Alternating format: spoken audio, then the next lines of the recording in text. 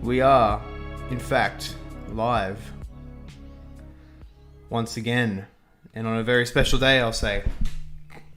At least for myself. Well, for one, as you have probably already seen in the thumbnail, it is indeed a special episode today because we are now going to venture into the Nether, whose gates will not withstand the church. Yeah, the church. I'm trying to make sure my analogies don't go too far. My satire, so to speak, with the analogy of upon this blog, etc., etc. Now I was going to pull up the chat for myself on the YouTube. Heck yeah. JH, I'm here. I made it. Welcome, my man. Welcome. I'm glad you are here. Let me go check my sound. Yep, sound's working. Probably heard my grunt on the stream. Well, sound's working, and I'm glad you could be here, JH. God willing, more people will come. But, oh, look at that. That's where I got the thumbnail. That world, right there. But now it is time to continue, God willing. And before we get right into the Nether, I want to complete, well, for one, I want to get a full iron armor set because since the Nether update, it is actually dangerous now. Like before, it was, there was dangers. I mean, your biggest danger was falling into lava. Oh, just look at that. Just look at that church. There's some true artwork right there. I love it. I actually love it. Oh man, but anyway, it's just looking so good. Can't wait till it's complete. But yes, so first we want to get a complete iron armor set because the Nether is actually brutal now. It is really, really brutal. Hey, Logos, glad you're here, my man. Glad you're here. We're going to the Nether. That's right. But yeah, since the Nether update, the Nether is genuinely brutal. Yeah, I need not say much more. New enemies, lots of new enemies, much more hazardous environments, so on and so forth. It can get really, really hairy, really easy. Not to mention that, well, yeah, with those environments, much more. The risk of like falling into lava is just manifold, much higher than before. But I am looking. Actually, yes, I need a lot of blocks. You definitely need a lot of blocks. Because if anyone who saw the very end of the last episode when we did go into the Nether, our portal just so happened to spawn right over a massive lava lake. Now we did have luck as well because we're actually very close to a fortress. You could actually see that at the very edge of the viewing distance. Of course, that would be suicide to build straight to it on like a 1 block long thing. Because then the fire, the blazes, they'll shoot straight at me and I'll easily be knocked into the lava. So we're not going to be going straight. We're not going to be beelining for the fortress. We're going to go to hopefully a piece of land that it's connected to. Because I've noticed that in this snapshot, that wasn't just a one-off. In this snapshot, portals tend to spawn over lava quite a bit. So it's not very fun and it's not helpful. But yes, to start with, I'm going to do some inventory management. I don't want to lose everything I have. So I'm going to put away whatever I don't need. I'm going to... I have plenty of cooked fish, so food is fine. Iron nugget, iron ingot, raw fish, coal, etc, etc. We're definitely going to want to build a base in the Nether as soon as we begin in there. But before we do all that, I'm going to get a couple more pickaxes so that I can actually go mining and to get more iron and thus to get more armor. Because again, that is absolutely necessary. And with this one last ingot I have, I'll also make a crafting bench that I'll just take with me into the Nether. It'll also be necessary to get a new shield, because this one's almost broken because of the amount of times I had to bloody deal with those pillagers. And I despise them with all my being. But such is life. Such is Minecraft life. Anyway, gents, I'm glad for whoever's here right now. Let's get the chat going. How are your days going, guys? Let me guess, Logos. Fessus sum. Tu es Fessus Logos? I can bet that's the case. I can bet it is. And how about you, JH, as well? Hope your day's going well. How you been so far? And anyone else watching? Come on, let's get in that chat. Tell me about your day. Let's get some chat going. Yes. So that's G for now. I'm just gonna 600 pesos. Oh, of course he is. I mean, hey, if I remember correctly, you're a working man, so big respect. I'm not a working man yet, although hopefully I will be soon. I'll explain why in a sec, but yeah. It's good to be tired from work, to say the least. Paul Goretzky, hey man, welcome. Wait, how do I say it again? Paul Goretzky, yep, got it right, mate. Glad to see you here. If you saw, I just responded to your email. So hopefully you saw that. But I'm glad you're here, man. JH says, mine was good, just finished the work. Oh, Chad, absolute. Mate, man with the gains. I love it. Just finished a workout. Be a man. That's right. Be a man. Workout. Lift. This is a threat. I'm threatening all my viewers to lift right now. This is a genuine threat. Go like the page Gilgamesh threatening you to lift. the absolute legend of the Sumerians, Gilgamesh threatening us moderns to lift.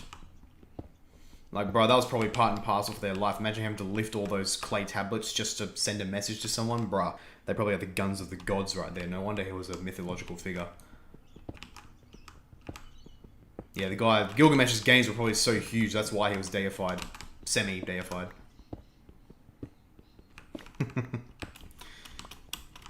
God willing, we get more and more viewers pouring in as we go.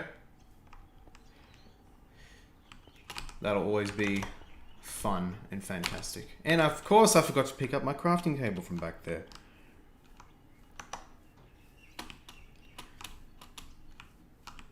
Actually, hang on. While I'm here, there's still stuff playing in the background. No wonder. I've got to maximize the computer efficiency.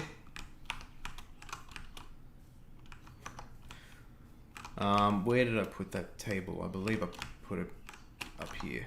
Oh, and it's almost evening, so may as well head home as well. Logos says, well, not so much work.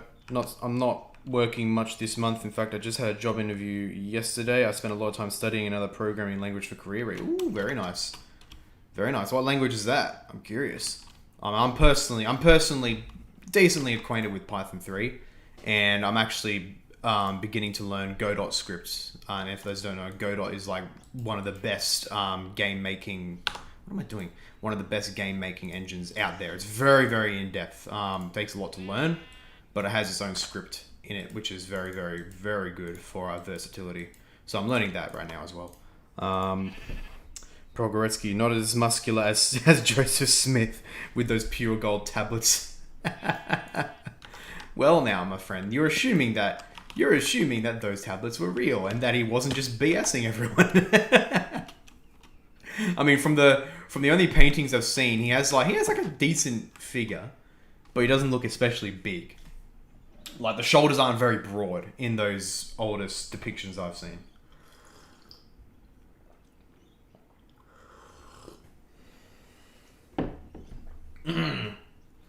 I believe Pogoretsky asked Logos that what language he's learning. Yes, because I super clearly explained what I'm learning. Okay, we got pickaxes. No more dilly-dallying. You look more beef than Smith, TBH. Why, thank you very much. And personally, I have to agree. Not to boast. It's not a boast. I genuinely believe this statement of fact. I'm probably more beef than Smith. He was definitely taller than me. 100% he's taller than me, but I'm almost certainly more beefed. It's like my friends all like to call me a boulder and liken me to Gimli from Lord of the Rings because I'm just this short leb nugget but with a bunch of muscle. That's pretty much me. That's life. That's the facey life. And now to head to our favorite mineshaft spot. Not mineshaft, sorry. Our favorite cave spot in which to dive. And to get that bread. Let's get that bread, boys.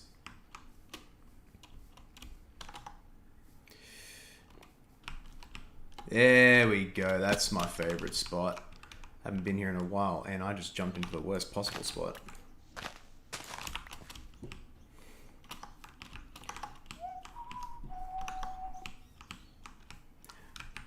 some reason, freaking, for everyone who does know, Logos definitely knows, my friend Craig Trulia, Orthodox Christian Theology, he randomly sent me as like it was a throwback for him, that song Ironic, and it goes like, it's like rain on your wedding day, a free ride. If you guys probably know that, he just randomly sent that to me. And I watched it, I'm like, huh, that was his thing back in the day. And it's just stuck in my head. It's just stuck in my head. I don't know why. What do you call 100 rabbits going backwards at the same time? A receding hairline. Bro, you're getting into something personal with me now. I believe I have a receding line here too. I mean, it's a bit genetic with the men in my family. But you just touched a nerve with me, bro. What's wrong with you? now I'm as self-conscious as a Tumblr user now, bro. Why you do? I'm kidding. I mean, I definitely have a receding line. I want to get into some stuff that'll prevent or even reverse it. But it's slow, so I'm not overly worried. But yeah, you touched on something there. You and that's a creeper right there, by the way. Oh, and some iron right under him. That is perfect.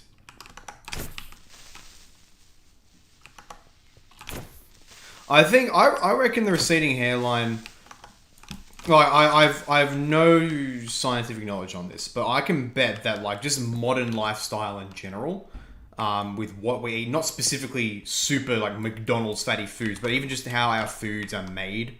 The lifestyles we live in the modern world, I can bet that contributes so much to receding hairlines, that the ancients had like much richer hair than us on average. Obviously there's people with fantastic hair today, still plenty of people, but just on average, you know.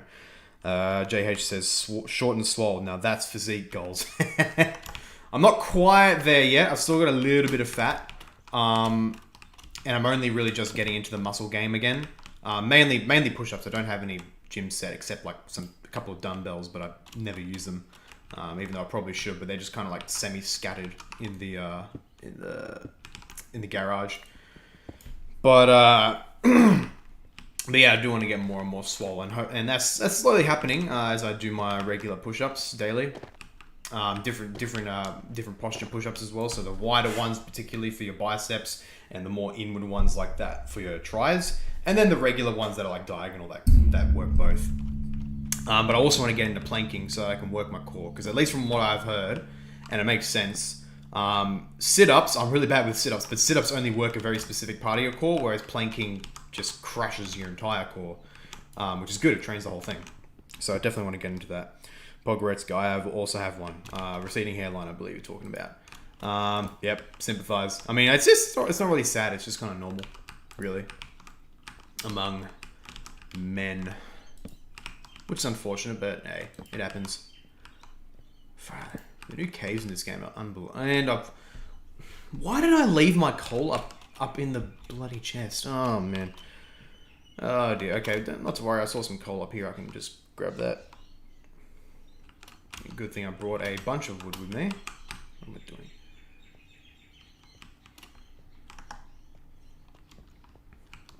But yes, God willing, I won't spend too long here. What have I got? 1 raw iron. Yay, that's a start. Yes, and then... So how much, actually, hang on, how much am I going to need? So I've already got 8 for that, so that's going to be 5, 7, so that's 12, 16. So I need 16 iron to complete the set. 16 iron, and then I'm out of here. Or if it takes too long, if it takes much too long to, whatchamacallit, if it takes too long to get 16 iron, I'll just get out with what I have. Maximum I want to spend in here, what's the time now? It's 9:16 for me, so I guess another half an hour. Max I want to spend in here is another half an hour. And if I don't have everything by then tough luck, I'll just get out with what I have. I at least need to walk out with enough for one new armor set, at least. I hear that. Oh god. Why did that... I've been playing this game for 10 years and it still jump scares me. Far out. And I just did that on a stream. Fantastic. My future students are going to see this and laugh at me. Oh well, what can you do? 20 torches. I could use more, but I'll probably find more coal anyway. Did you read the paper titled Binding and Loosing? Is pretty fascinating. The one by Richard Hears, I believe. If so, then I've read most of it, not the entire thing, but it is fascinating. Oh, that is it. Oh, that's good. No, that is really, really good. Massive cave going down to the sub-zero levels. That is extremely good. Yes, that is excellent. The only issue now... Oh, I've got a water bucket. That's just my elevator, right? And there's coal right there. Perfect. Okay, this is great. This is actually a really good find, guys. And it's actually not far from where we got in. So this is going to be very, very helpful. And I just remembered, this isn't like the... Oh, no, it is. I'm thinking of a different Minecraft world I have on this version. But yeah, this is the main cave we go down. Yep. It's too wide. I just want it to be... I'm going to be particular about it. I just want it to be a single block. That's all I want. That is all I want. Yes, right here. Alright. Oh, come on, really? There we go. I just want it to be like a single block elevator. Whatever. I'll do a waterfall. But yes, I did read most of that paper by Richard Hears. My other mate, Jeff, at A Goy for Jesus. Go subscribe to him if you haven't. A Goy for Jesus. He did the most in-depth of it, in particular for our response to Suan Sonna, who made his recent case that the Catholic magisterium is a fulfillment of the Jewish Sanhedrin. And he basically gave the argument that binding and loosing likely refers to the power of exorcism to cast out demons. So not an infallible teaching authority, but getting rid of demons, which would be and there's a fair amount of evidence for that, and that would be pretty cool. Personally, I'm not 100% either way, although I definitely lean on the exorcism one, given just how much direct evidence there is for it being exorcism, and it makes perfect sense linguistically. Oh, yep, I see you, mate. It makes perfect sense linguistically as well, because those ideas, those words in the Greek language, binding and loosing, those are like standard words for taking and releasing prisoners. So in the context of exorcism, it makes perfect sense, really. And this is going to be a problem because there is a lot of... Oh, this is a beautiful cave. Wow. Oh, I wouldn't say beautiful per se, but... But yeah, wow. Look, okay. This is a cave. This is a cave, ladies and gentlemen. Okay, so... Okay, there's iron there, I can see. Yep, that's awesome. Number one priority, secure the water elevator base, because I don't want to be assailed by skeletons and such. Oh, there you are, mate. Mate. Get good, Kaz. Get good. Okay. Now the dark is always a problem. Not because of because like this is actually a low amount of enemies spawning, just because of how they changed mob spawning mechanics. It would be crawling with enemies every 2 blocks in the last update. Pogoretska, I have about 100 paragraphs left of the Catechism of the Catholic Church, started back in June. Wow, you're just reading straight through it? Bruh. I mean, not to just throw a cheap insult, but how can you put up with that? Because I mean, not because of what it says per se, but just because it's a reference work. It's not meant to be read through, like in a sitting, you know. Oh crap! I've got 2 creepers. Actually, I can use that to my advantage.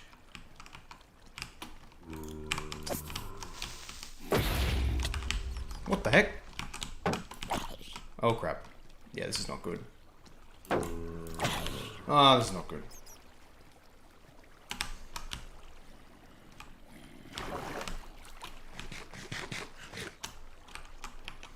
Gosh, fighting is always so bloody hard. Just because of the environment, man. It can be hard to navigate.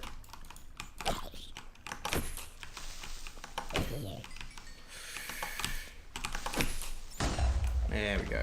Alright. Do we have more coal? I don't think we do. Darn it! I need more.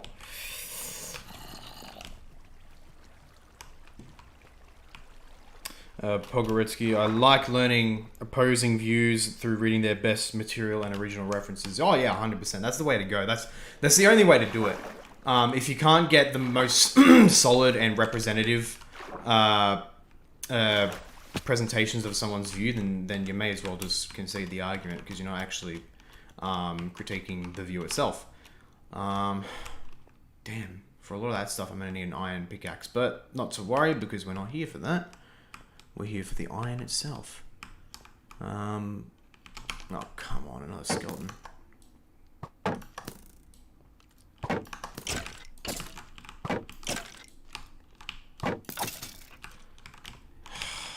just need more coal. You know, I'm probably going to head back up for the coal. Oh, perfect. Oh, it's hard to get. No, I can get to that. Well, JH, what do you think of inspiring philosophy? I like him. I do genuinely like him. I don't think he's perfect with his claims and his use of evidence and all that. Not like as in like not infallible, but otherwise he's really he is very thorough with his research, with his evidence. So I do like him generally. Yeah. Not perfect. Don't agree with him on everything, but yeah, he's fantastic. He really is. Okay, this is a good bunch of coal.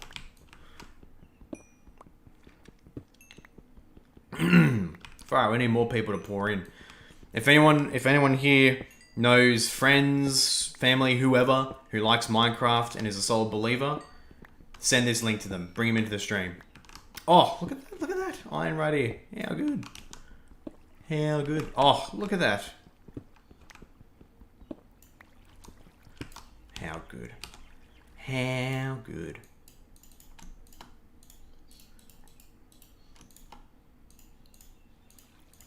Perfect. Almost a full stack of torches. Alright, this should do us good.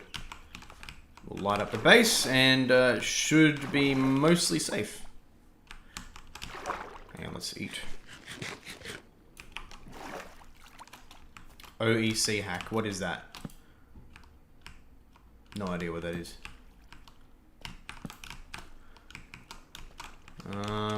Yes. Yes, we are mostly good here.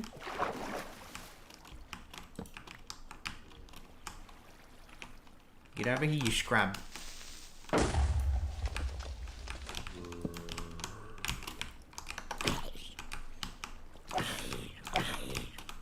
Yeah, let's go. Okay. So light up this base. There's some iron right there I'll grab in just a sec. Some gold. A lot of gold down here. Which is actually extremely helpful now that I think about it, because since the Nether update they added piglins, which are non-zombie sentient pigs, and they will attack you if you don't have gold armor. Although I think I already have gold armor, so maybe I won't need it. But you can also barter with them by throwing gold stuff at them, and yeah, with that they'll give you random stuff. Some of it's quite useful. Oh, Old Earth Creationist. Actually, no, I think he's a proper... wait, are you an Old Earth Creationist, or are you saying Inspiring is? Because I know Inspiring, he's a theistic evolutionist. I don't think he's OEC. Yeah. I'd probably categorize myself as OEC. Yeah. But I don't really give too much thought to the issue, because I personally think that it can be validly read either way. Although I personally lean towards Genesis 1 to 11 being like the equivalent of like God's bedtime story to primitive man, because obviously if you gave them the full-fledged science, they kind of be like, bro, what the heck are you saying? It would give them more questions than answers. So I do favor the more allegorical interpretation with literally real elements in it. But even then, that's not the same thing as saying I think evolution is good. I think scientifically it's kind of bunk.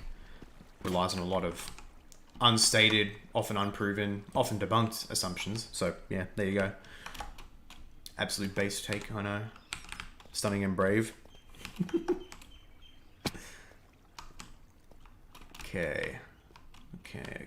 Let's see. Actually, what level are we at? Negative 18. That's a good level. It's possible we could encounter diamonds. Possible. Not likely, but possible. I saw iron then. Yeah, the boys. Fine, we are burning through these torches.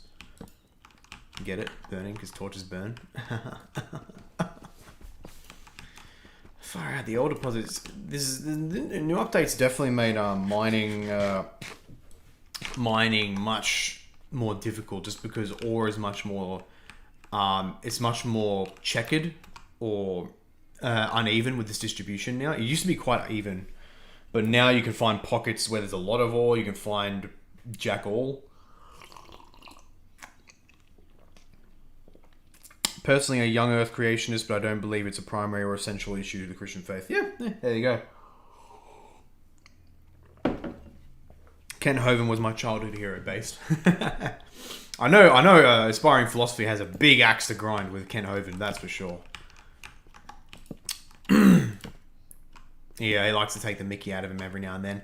And I'm not one of those who's like, oh, you're mocking someone that's mean. You shouldn't do that as a Christian. I'm like, I mean, hey, I believe mockery can be deserved. If someone deserves mockery, go for it.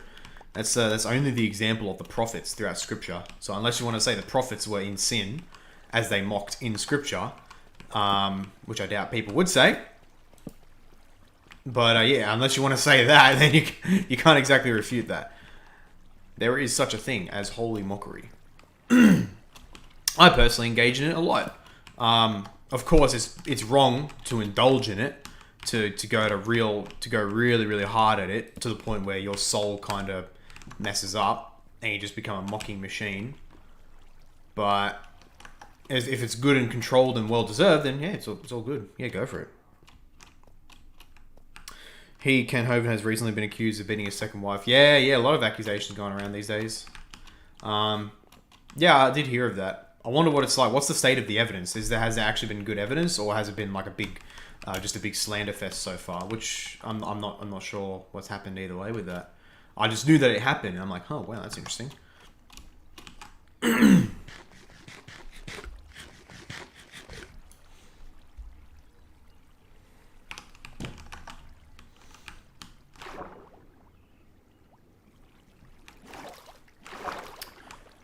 I'm probably going to head back up to find much more coal. Okay, I've got 11 iron so far. That is good.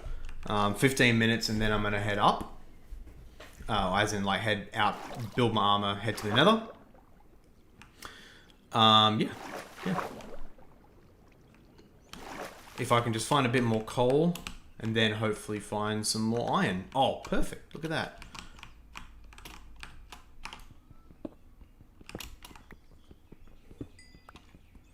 It's like rain over a winning day, a free ride.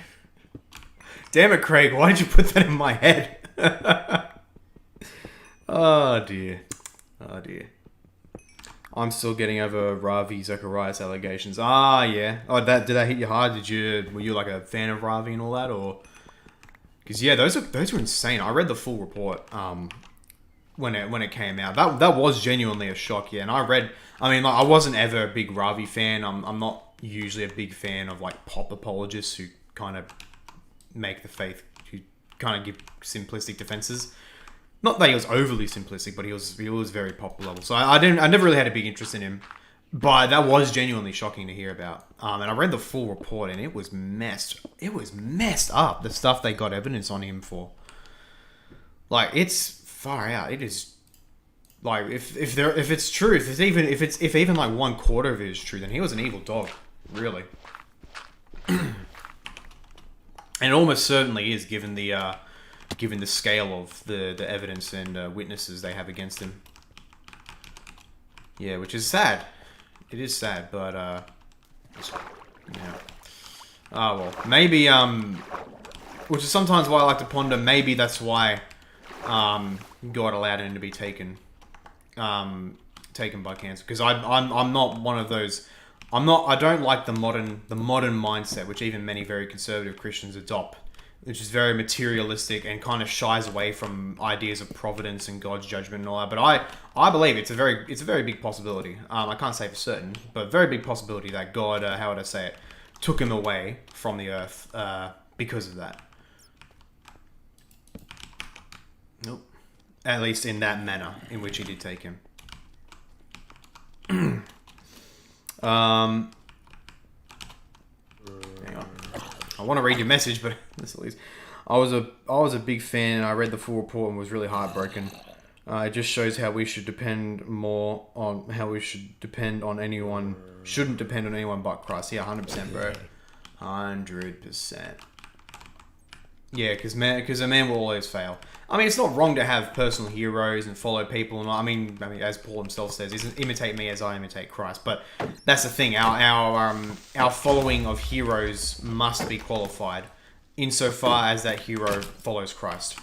Yeah, because it is a known fact that they could fail. Oh, look at that, more iron. I think I've almost got 16. Yeah, 3 more to go. Great. But yeah, that sucks, bro. That sucks. Yeah. If you have like a personal hero and suddenly comes out they're among the worst human beings known to man. Yeah, that never goes down well. You what, mate?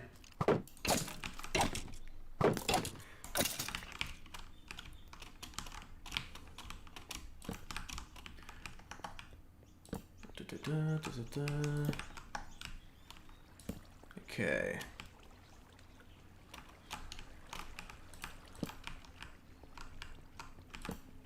Yes, there we go. Okay, we have enough. Perfect. That was awesome. Now, if I still have spare time, yeah, I've still got another 12 minutes. So maybe if I can find a little bit extra iron, then I can make a pickaxe as well. Iron pickaxe.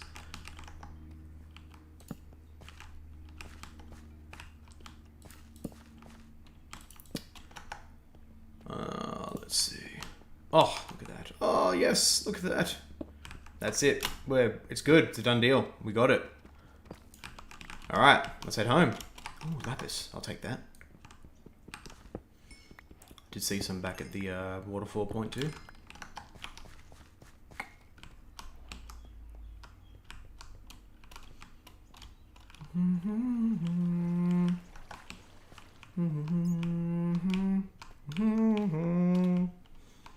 JH says God definitely took him down, and his legacy tarnished and ministry was restructured. Yeah. Men with such manifest, like there's one thing for a man to make mistakes, even very big, serious, damning mistakes, and to repent of it. It's another thing for a guy to systematically cover up, even onto his deathbed. His memory should definitely be blotted out.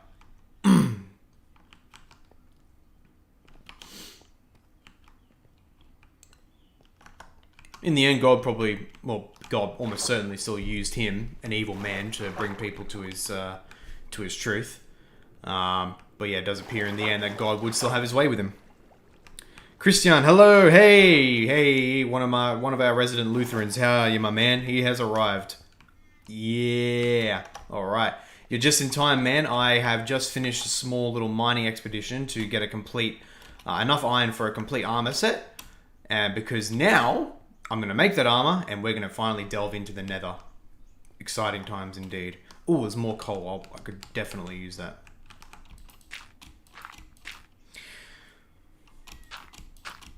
A question that lingers is that even though he was a terrible man, does that affect any of the truth he has spoken? No, it doesn't. Not at all. It's honestly, when people raise questions like that, I'm just like, look, the answer's quite bloody obvious in my opinion. No, it doesn't.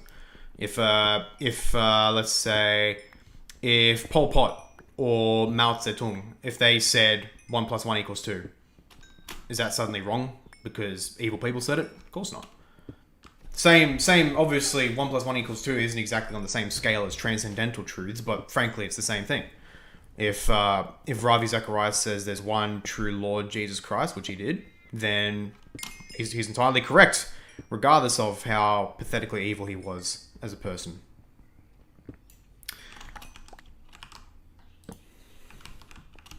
Look at that. Look at all that coal. This is a good episode on the up and up, because so often in these Upon This Block episodes, which is definitely something I'm definitely learned in this pilot season. I may actually, for the true season 1, find a world first, because I'm gonna be honest, it is not very aesthetically pleasing. The area we've stopped at, quite barren of trees. The solitary island of the church is kind of cool. But apart from that, it's a very bland landscape. So I'm probably going to be more deliberate with where I choose next time for the true season 1. But hey, that's why we have a pilot season. Test things out, see what works, see what doesn't. Hey, Andrew, welcome, my man. Welcome. My patron, how are you, my man? Hope you're doing well. This cave looks so much more detailed. Yes, that's right. Caves and Cliffs does that. And for anyone who's missed it, that's what the church looks like right now. It is beautiful. I'm thinking I'm gonna raise the incline of the very top to make it look a little bit more like a spire. But yeah, other than that, it's looking quite aesthetic, even if it's purely out of cobblestone. Christian, even before the allegation service, I never found Ravi's apologetics impressive. Yeah, me neither. I mentioned that earlier too. I wasn't a colossal fan. I didn't dislike him, but he was very simple. Which is helpful, I guess, for many people who are much more simple-minded, I guess. I mean, if that brings them to the Lord, we're not pure intellectuals. It's not like someone's faith isn't somehow less perfect or impure if they come to it for simpler reasons. If they're not brought over because of the highest of academic rigor. Ultimately, at least for those who are well thought out, we believe the faith is true on account of true evidence and reason and all that stuff. But ultimately, that's not what it's about. It is about trust in the Lord. And if someone comes to... It's very normal in life that we all believe things, take things for granted on lesser grounds than... on not as high academic evidence as would be accepted in a peer-reviewed journal. That's just how we live life. That's normal. Skeptics included. And that's perfectly normal. So if someone comes to the true faith on less than perfect reasoning, obviously it would be good to train up that person in better reasoning, but it's in the end, it's still a victory for Christ. They come to trust Christ. I personally found them helpful, but not impressive per se. Christian, he recycled the same popular level talking points, utilizing parable stories, but never really used syllogism type argumentation. But as you said, there's definitely many helpful for many converts. Yeah, 100%.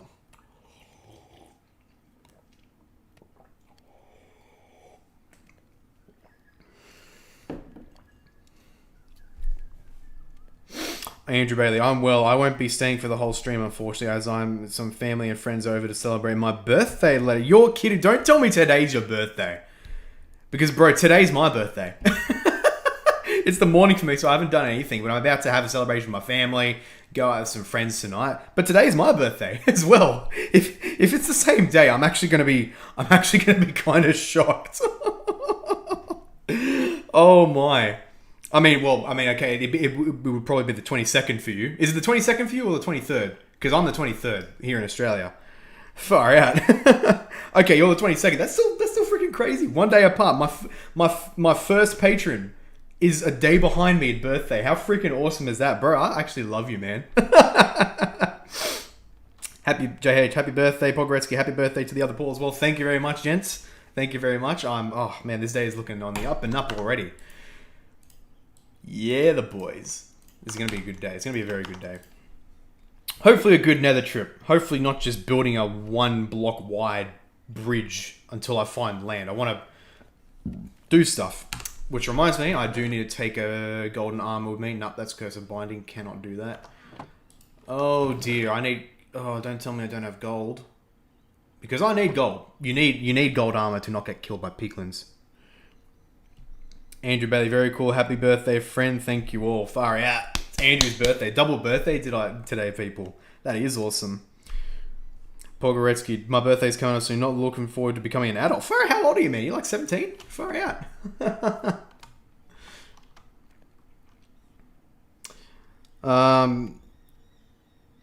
Christian, do you enjoy reading Calvin a lot or mostly other Reformed theologians? I mean, with Calvin's Institutes in particular, I mean, obviously he's written more than that. But that's the main thing of his. That's like the only thing of his I have in a personal thing. Although of course you can access the stuff online for free. I like to read it when it's relevant. So like if I'm doing research on a particular issue, I like to go to Calvin. So right now in particular, my video on the true jurisdiction of the government, I've been reading his Institutes. So particularly book 4, chapter 20 in the Institutes of the Christian religion, where he talks about the role of government. He basically first articulates the doctrine of the lesser magistrate, where if a higher government goes astray, then it's the role of the lesser magistrate to resist and perhaps even overtake him. Christian, I'm 18, Paul Gretzky 17. Yep, which is why your content really attracts me. It makes sense. It's exactly what I'm trying to do. Being a high school teacher in training myself, funnily enough, that's so funny. I could be a teacher, but being a high school teacher in training myself, I could. I want to make my stuff. I want to make it appealing to all ages, really, and understandable by all ages. But in particular, of course, it's going to be stuff that students are going to like. So that's what I like to. Oh crap, let's sleep. So yeah, that's what I like to do. Christian's 18, far out. There you go, young audience here. I like it a lot. Gen Z gang, Zoomer gang. Where's Zoomer gang, boys? Let's go. JH, Calvin is based. Calvin is ultra based. A lot of people like to say, oh, what he did to Servetus. And I'm just like, lol based. Jokes, disavow. Or do I? I will not give my opinion on Michael Servetus on what Calvin did. Well, I'll say that he didn't just throw him to the lions straight up. He actually cared for Servetus' salvation. But yes, I will neither confirm nor deny what my opinion on what Calvin did to Michael Servetus. Paul Goretzky, Calvin is a heretic. You're a heretic. Shut up. Yes, now I need gold. I think I might have left it in the chest of the church. Oh yes, I actually have my first book and quill in there as well. And oh yes, that's what I was gonna do. Yes. I was gonna wait, do I have a bow and arrow? Actually I don't. I need string. Give me your string, brother. There we go. Got one string. Hopefully I have more. Corcini, hey man, welcome. Glad to see you here. Glad you made this episode. How are ya? Hope your day is well. Day or evening. But, this is looking great. I need to protrude out the cobblestone just a little bit more so that the incline at the front can be a bit more obvious, because otherwise it blends in really badly with the cobble. Nah, I don't have gold in here. Actually, I do have a lot of coal though, that's good. But yeah, that actually kind of sucks because I do need gold if I'm gonna not get killed by piglins in the nether. Not to worry though, actually. Do I have the wood for... I've got the iron. I need wood. Do I have wood in here? Tell me I have wood. Yes, I do. Okay, cool. I'll just make an iron pickaxe. Quickly grab some coal down in the cave, and then we can head off. Once I sort out my inventory, that is.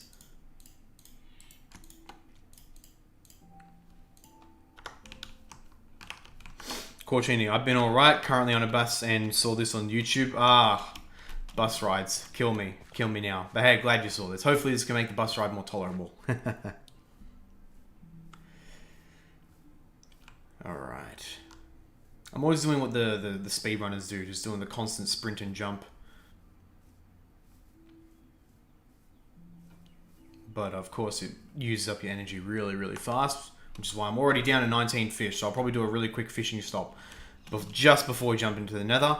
And that won't be a delay because there's a river right next to the portal, so that's all good.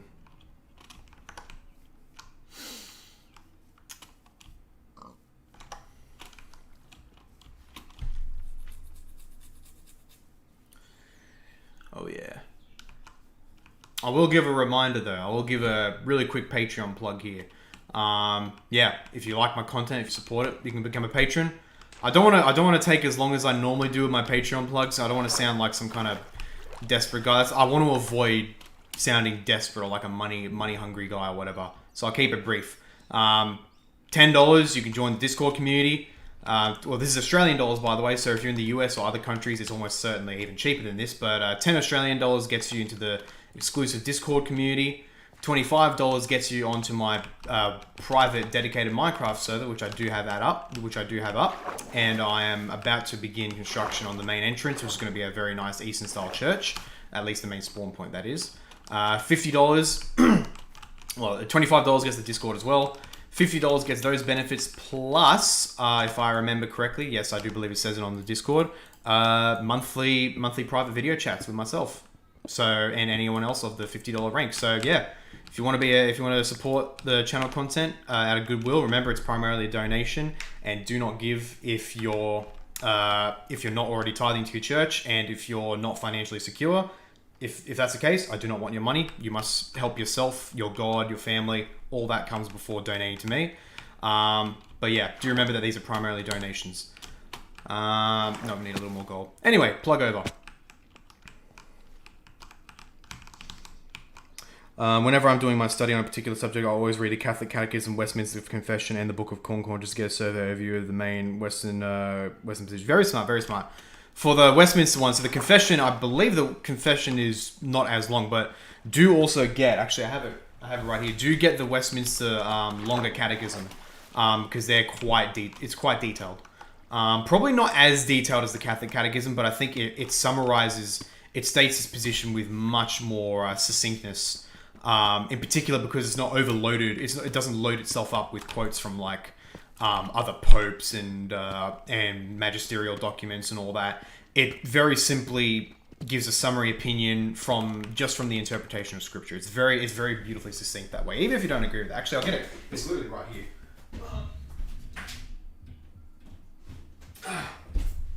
This is the edition I have of the larger catechism. If you saw my YouTube thing, Christian, is it a one-time $10 fee? No. So it's monthly Patreon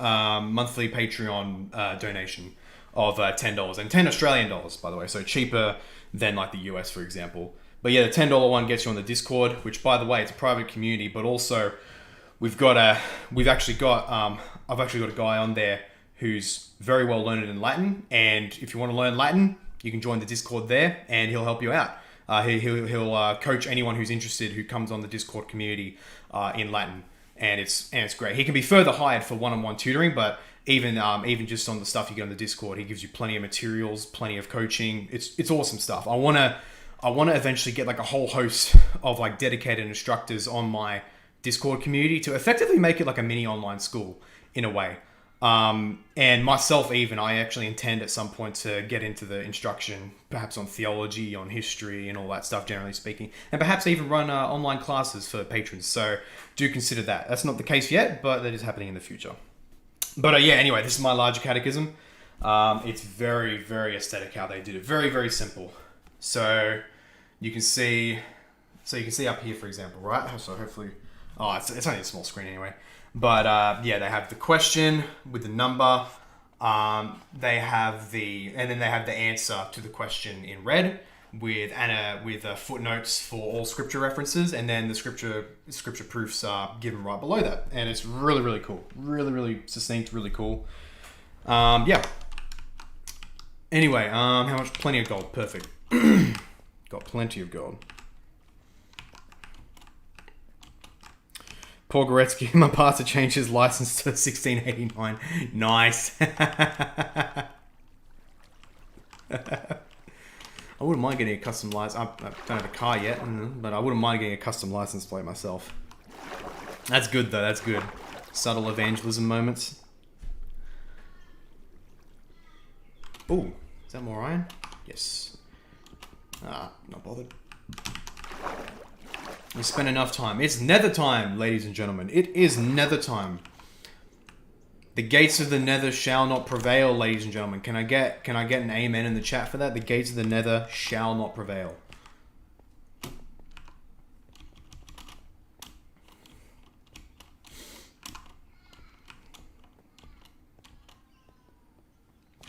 Christian, one of the things I envy about Catholics is the hyper-developed theological system that has crystallized over 2,000 years. Their morals, politics, metaphysics, theology is all intertwined with specific terminology.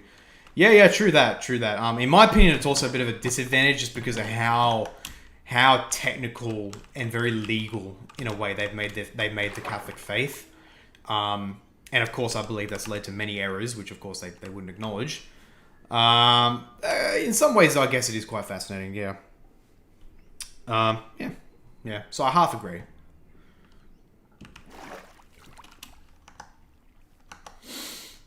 And now I've run out of tea.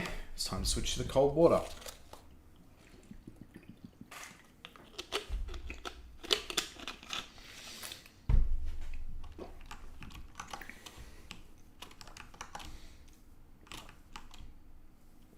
Bogoretska. I honestly find some of it inconsistent. Oh yeah, 100%, 100%. Especially between iterations of the Catechism. So you have the Catechism of the Council of Trent, for example, or just the Roman Catechism that was certified at Trent. What was it after? I think it was at Trent. And it said, on the section of the Fifth Commandment, it affirmed the death penalty as a divinely given right of the state.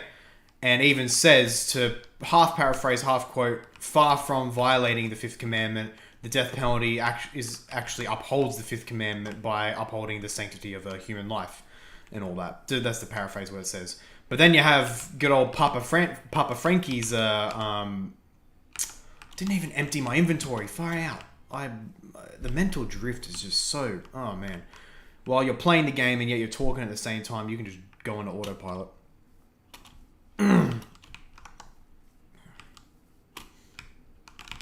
Oops. Oh, far out. Darn it. Would you consider yourself a Thomist in regards to philosophy? Nah, I wouldn't. I haven't gotten much into philosophy. Like, I used to be quite a bit into philosophy back in the day. Maybe some years ago now.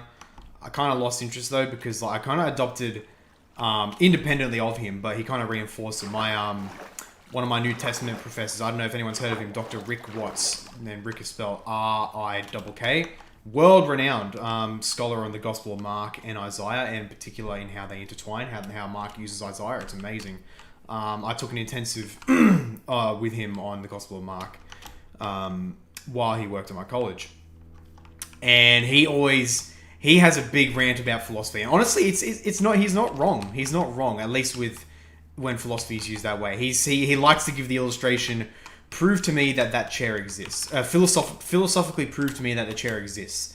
And obviously it can't. It ultimately comes down to the sensory experience. And of course you can argue all about epistemology. How do we know knowledge, logically speaking, blah, blah, blah. But in the end, it all comes down to the sensory experience. It all comes to empirical sensory experience. Like, how do you know? Prove to me this chair exists. You have to appeal to the senses. It's right there. We can both feel it, touch it, all that stuff. So he had a big rant about it. So because of that, and that's not for me to disregard philosophy entirely. I want to get more dedicated into it one day. But that's why, for me at least, I don't really give too many considerations for many philosophical issues. Not all. I am particularly interested in epistemology, for example. That one is of great interest to me, for obvious reasons, as a historian. But yeah, so I haven't really looked into the whole. Well, I've got a basic cursory review of Aristotelian and Thomistic philosophy, and it's just look, to me, it's just a bit. It says too much. It's just a bit overly complicated. The idea of some real quote unquote abstract. I've got to say something without of course accidentally saying a heresy, because of course we use the lessons of essence and all that for God and things like that. But the idea, particularly in Thomistic philosophy, that you can divorce essence from accidents in such a way, I think it's meaningless, because essence, it's so hard to me to explain, so I probably won't explain it. But I'll just say that in my thoughts I can give reasons why, but it's a bit too convoluted for right now. But basically, I just think it's just nonsense to think that you can that essence and accidents can be divorced like that. Anyway, I mean, you're doing it in Aquinas' lane. He appeals to common experience. To a certain degree, he could be considered an empiricist. Oh yeah, I'm not saying that philosophers don't appeal to common experience, but I'm just saying that philosophy can often be overused, which is why I don't engage in it a whole ton, except for when it really matters for demonstrating truth, like epistemology, for example. It's very, very important. So I'm just putting away all the stuff that I can right now in here. Raw chicken, yeah, put that away. Bone, yep, sapling, coal. I've got arrows. I'll keep that just in case I get a bow.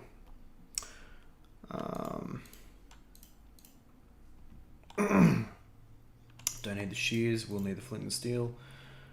Alright, I think we're good to go. Yeah. It sucks that I have to kind of ruin the aesthetic of the Nether by building a bloody dirt bridge just to get to land, but hey, there we go. Pogorowski, thoughts on William Lane Craig? Yeah, I like him. Not 100% orthodox, to say the least. And I'm not talking about his, his recent book on Adam or whatever. There could be merit to it. I haven't read it yet. But yeah, he's not exactly orthodox. I do like him. I do like him. Yeah. Not much to say beyond that. Yeah, I like him. I just don't follow him that much because again, I'm not really much interested in the philosophy at the moment. Okay. So I'm just gonna let this cook because you need gold armor in the Nether now, 100%.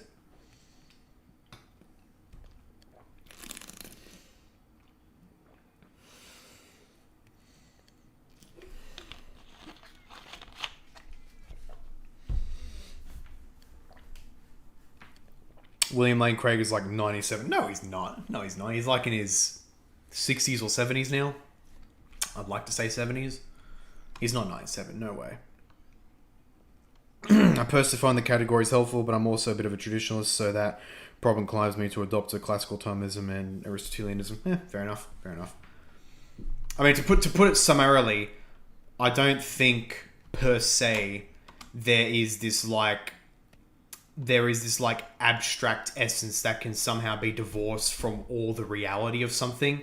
So like with the transubstantiation theory, for example, right, which tells us to believe that the bread remains bread in every conceivable sense of reality, but then this abstract essence changes to the blood, body, soul, and divinity of Christ, which I just think is just... I just think that's entirely incoherent. It literally makes no sense, in my opinion, for there to be an abstract essence that is somehow real apart from all measure and metrics of reality. So, yeah, in that sense, essence to me is useful. Essence is useful to me as an abstract, but because of that, it can't be said to actually exist. I mean, that's why we get... I mean, hey, actual accidents, I mean, you know, if you get what I mean. But yeah. JH, I appreciate Craig's work on the Atonement. There you go. I don't think I've read it myself, so I can't exactly comment. I'll make a helmet. Helmet's most aesthetic for it to be gold. And I'll keep these gold nugget ingots with me because that will be useful for bartering with the native piglins, whom I would like to say we could convert, but they're already in the Nether, so they're clearly damned. They're probably the souls of the damned. Actually, well, kind of. Probably re-embodied souls of the damned in the Nether, but also there's soul sand in the Nether, which for me, to go on a bit of a tangent, soul sand in this game is one of the most messed up things Mojang has added. When you really think about it. I mean, this is meant to be a kid's game, family-friendly game, right? But then they have this sand, which when you look at the texture, it actually looks like screaming faces, right?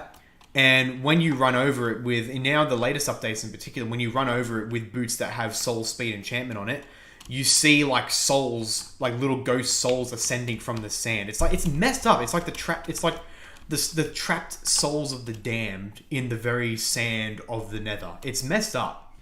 And when you find like a proper soul sand desert, whatever it's called, I think it might just be a Nether desert, but it's made up purely of soul sand.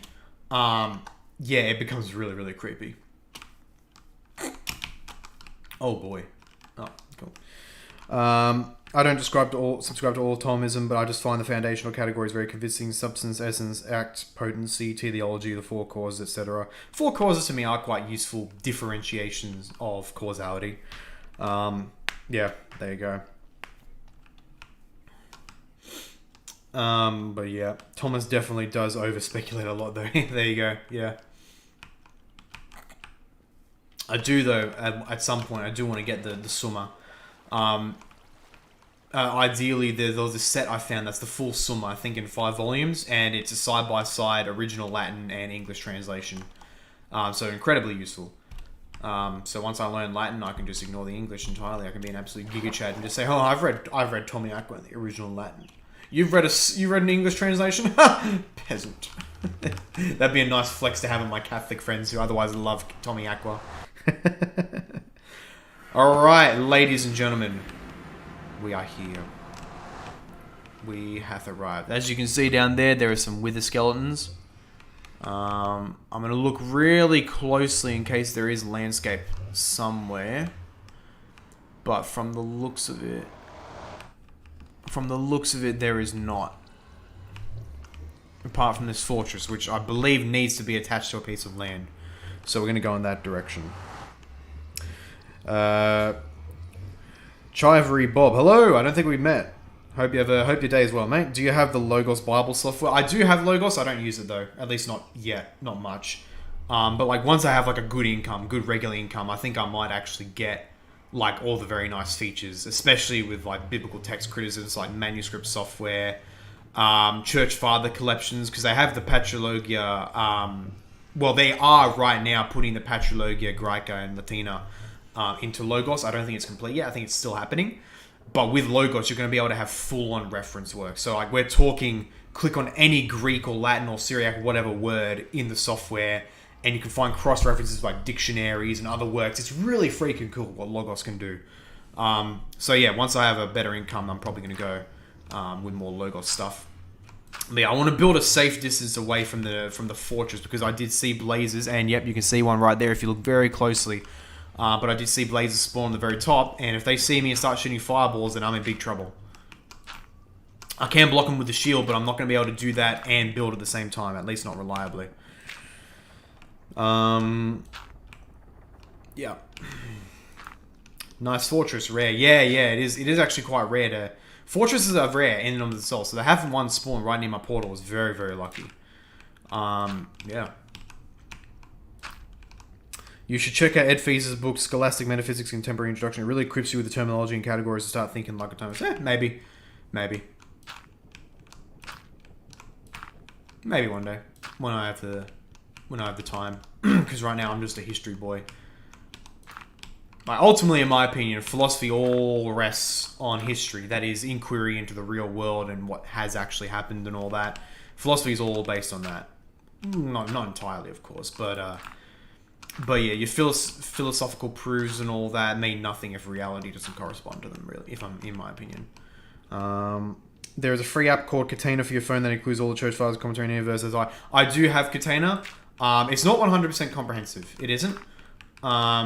But there is a lot of stuff in it. I have used it every now and then, just as a quick reference. But because this is not comprehensive, at least in my experience, I tended to do a classic Google search. But yeah, I do use Catena. It is Catena, tomato. But yeah, I do use it. It's pretty good. Are those blazes looking at me? I hope not. The worst part is that they can actually fly. So that's that would be very problematic if they saw me. Fire, they're all spawning now. Alright.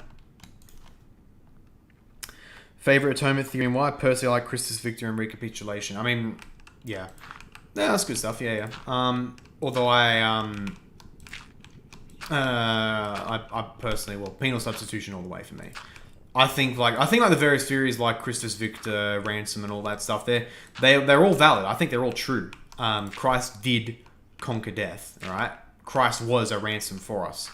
But I do ultimately believe that when the rubber hits the road, in the core efficacy of the atonement itself, on how it actually paid for our sins, it was in a sort of legal sense, wherein the debt of sin was so great on mankind, but Christ/God's one sacrifice was enough to satisfy God's wrath, satisfy the debt of sin. I mean, yeah, to me that's just like, that's the core happening of the atonement itself. Okay, more fortress there. 0 land so far. That's always encouraging.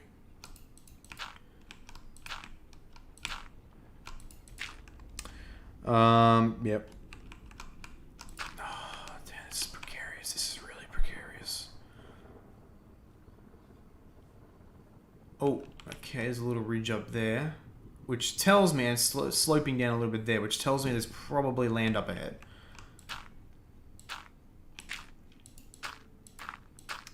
But yeah, I don't remember Nether Ocean's never being this big. And on this other world I made on the same snapshot, which I used to take the screenshot for the thumbnail of this, the same thing happened. I spawned over a massive lava ocean, and the land was sparse, like really sparse. I think I actually might run out of dirt before I can even find somewhere. Oh, I'm just hoping those piglins don't... Oh no, I've got gold armor, I'm fine, but yeah. The Logos Collector's Edition is 10 grand. What the heck? Far out. I know all the memes about Logos being bloody expensive, but far, yeah, 10 grand. You must get... I assume that's literally everything they have, right? For it to be 10.8 grand. That's kind of bonkers.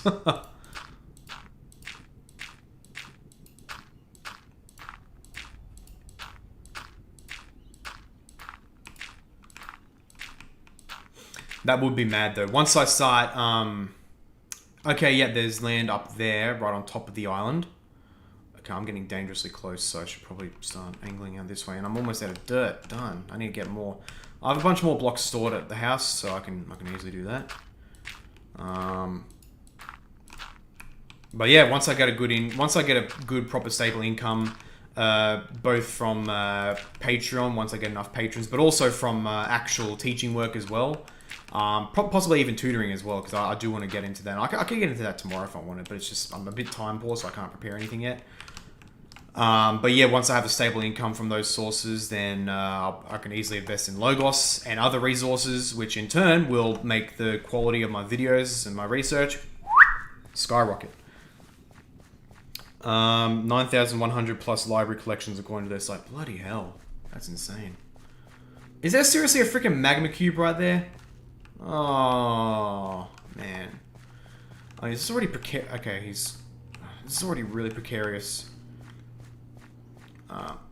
I'm thinking, you know, I think I might just rely on the... Hey, how are you, mate? Please move. I might... That's scary. I might rely on the bare minimum once I come back. I don't think I'm going to need armor because I'm not intending to fight. So I might just rely on the bare minimum. I'll just have my gold helmet, no armor, some crappy sword or sword weapons or whatever, pickaxes, and a bunch of blocks just to just to build the bridge, and then to build like a basic house. And until then, I'm not going to come in with all my iron and all that, so I'm probably going to do that first. Thoughts on the recapitulation theory of the atonement, Irenaeus and Athanasius' view. So as far as I remember with the recapitulation theory, Christ experienced basically all the... At least with Irenaeus, I remember him saying that Christ experienced all the ages of man. I believe with recapitulation, does he include the human experiences as well? So like the sufferings and all that's included in that. I just remember from Irenaeus, his main thing was the the literal ages of man, which is why, and claiming it came from the apostles, which is really fascinating. And to me, in my opinion, it gives a makes very questionable the claims of an infallible apostolic oral tradition. But with his recapitulation theory, Irenaeus claims that Jesus actually died at 50, which is very fascinating. And he claims that this comes from the apostles themselves, particularly John and some other unnamed apostles. So yeah, I'd say, at least on the basis of that view, I'd say it's erroneous. Quite erroneous. I'm not sure how Athanasius views it. I don't know if... I doubt Athanasius believes Jesus was 50 years old, but I mean, who knows? Because I don't know anyone other than Irenaeus who believed that. But yeah, I don't know. Does Athanasius comment on the age of Jesus? Yeah, I don't know. If anyone knows that would be awesome. But yeah, I'm not sure how Athanasius particularly articulates it. So yeah, I couldn't comment on his. But at least with Irenaeus, I'd say it's unnecessary. Like, Christ doesn't have to experience all the ages of man in order to recapitulate them unto himself. It's enough that he alone is the representative of mankind, but also God in the flesh. That's enough.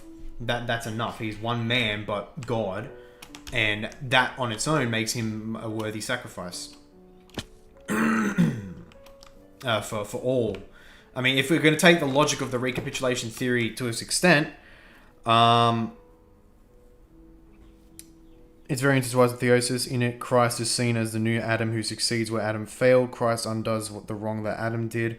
Because of his union with humanity, leads humankind to eternal life. Yeah, and I believe with that, Irenaeus adds that, like, he experienced all the ages of man, which makes sense. Which, with that logic, I'd have to ask, well, okay, shouldn't God have experienced both sexes to recapitulate both men and women? I mean, there's interesting ideas from it. I mean, it's definitely correct when it says that, well, God's experience as a human matters. God becoming man is necessary. in order to die on our behalf. Although then again, everyone believes that. But the extra stuff that Irenaeus says is just a bit, you what, mate? Although I do think I added in the last, how would I say it?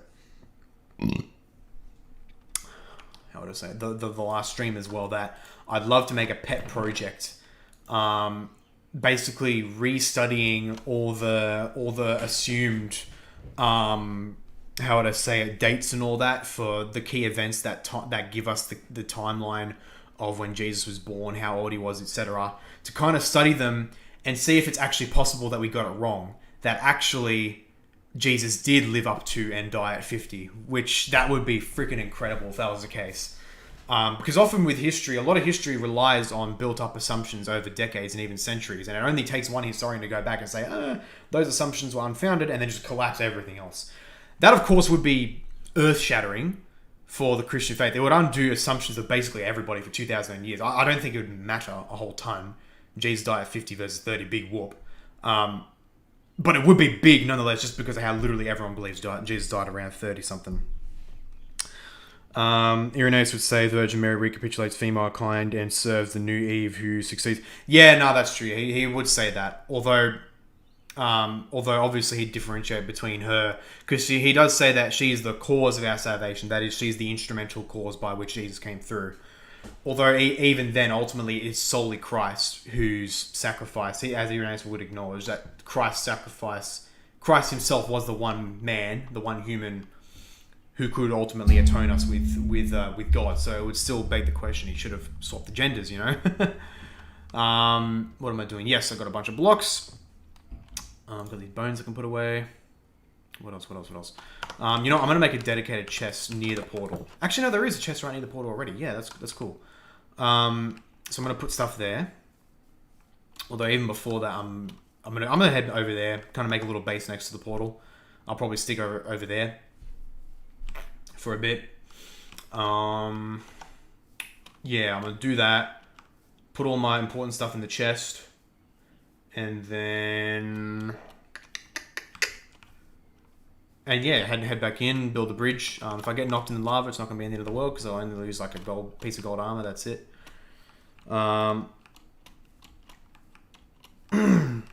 In the past year, rainbow flags have suddenly be propped up in half of my school's classroom. That is freaking cringe, bro. That is cringe. Be a martyr, rip them down. Nah. Whatever God's leading you to do. If he's leading you to tolerate it in silence, go ahead and do it. If he's leading you to more direct action, well. Yeah, that's kind of sucked though. You should honestly do whatever you can to make a noise. Make such a noise and a ruckus that they bring it down. However you choose to do that. Obviously without tarnishing the name of Christ in the process. The age 55 thing is more particularly Irenaeus, but the main crux of the matter is in assuming human nature, Christ reinstated the original human nature, which is why he's called the new Adam. Then he succeeded where Adam failed and restored the human nature. Yeah, to a degree I do agree with that. Yeah, I do agree with that. I obviously take issue with Irenaeus saying it's fitting or necessary that Jesus experienced all the ages of man to recapitulate it all. But of course that idea of God restoring the original human nature, makes perfect sense. Makes perfect sense.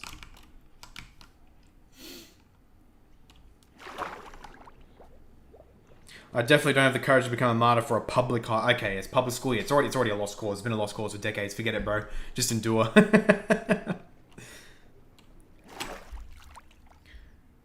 Yes, birthday wishes from me, friends. Always love that. I'll keep the pickaxes. Don't need the axe. Don't need the shovel. Don't need the arrows. Don't need all that. Flint and steel, I'll keep that. Fish, I'll keep that. Crafting table and bucket. I need the bucket. So very minimalist inventory I'll be having right now. Actually, no, I'll take this iron sword with me. Actually, do I have the... Oh, this looks almost dead. I'll just knock down a bunch of trees just to basically make a ton more wooden blocks for a bridge. Oh, good question you got there, Shivery. You know what? You guys give me 1 second, literally a minute. I'm just gonna go to the toilet very quickly. It's literally in the next room, so it won't take a second.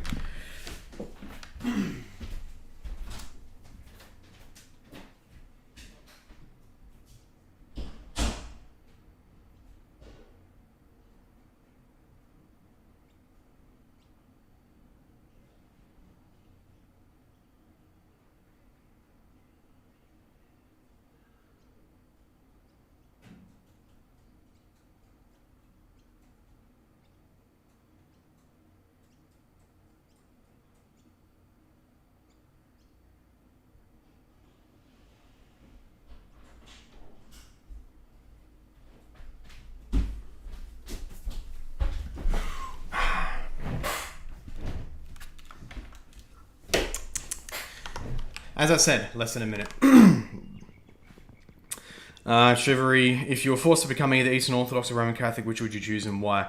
And Christian is right to say that yes, I would choose Orthodox. I believe in the historic case that Orthodox definitely, in my opinion, have a superior historical pedigree and continuity. Obviously, I don't grant it to the extent that they do. But compared with Roman Catholics, I think by far they're much better attested, much better in continuity with certain early Christian views.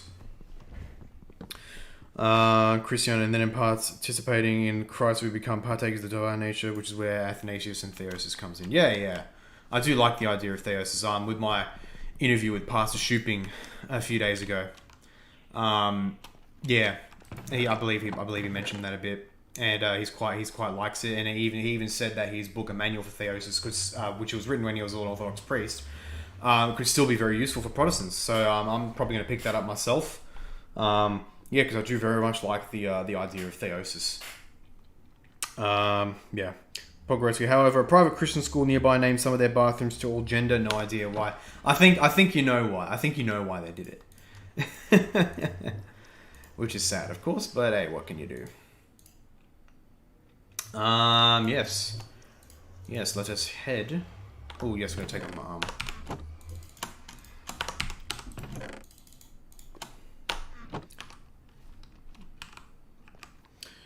Chivalry Bob, I left Presbyterianism, PCA, to become an Orthodox about 7 years ago and am now a student in an Orthodox seminary. It's been really difficult, but probably the best choice I've ever made. Alright. If that's what you think, sure. Obviously you know my take, but at least I think you do. Not sure if you know my exact position, but maybe, who knows. Hang on. It's those demon back where he belongs.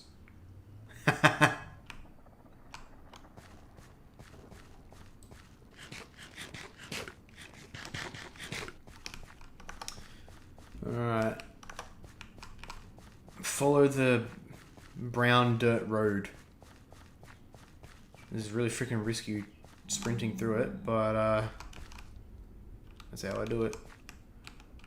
Hey boys. Please. Okay, I'm just hoping they don't shoot at me. Logos Logistics, welcome to Chivalry Bob. Welcome home. Yeah, no comment. Chivalry Bob, not going to dunk on Protestantism by saying that, lol. Good, no dunking on Protestantism. This is a wholesome Christian Protestant channel. With plenty of friends who are in other traditions. Saying that, lol, I have a lot of respect for the more historic Protestant confession and beliefs, but having trouble with evangelicalism in particular. Yeah, no, that's understandable. Evangelicalism's kind of a shithole at the moment. I'll definitely say that. Yeah. Historic. If there'll be a true revival if we go back to the Reformed creed, like the proper Reformed creeds and all that, and the more liturgical form of worship in particular, which some Presbyterian churches do. And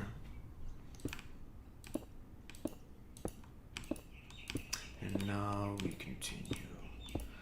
I'm genuinely thinking once I get to this new spot, I'll probably at some point build another nether portal. It's getting a bit... do I want to go up there, perhaps? I don't know.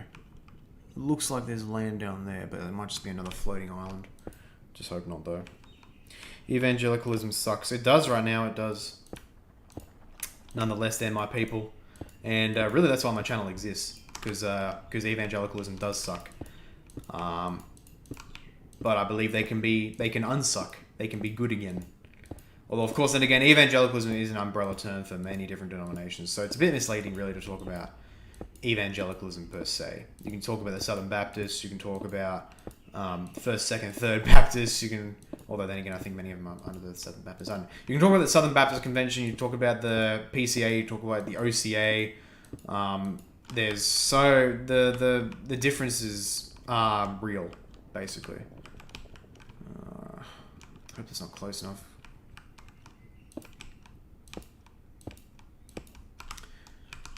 Okay, there's an island here. Maybe I can use this.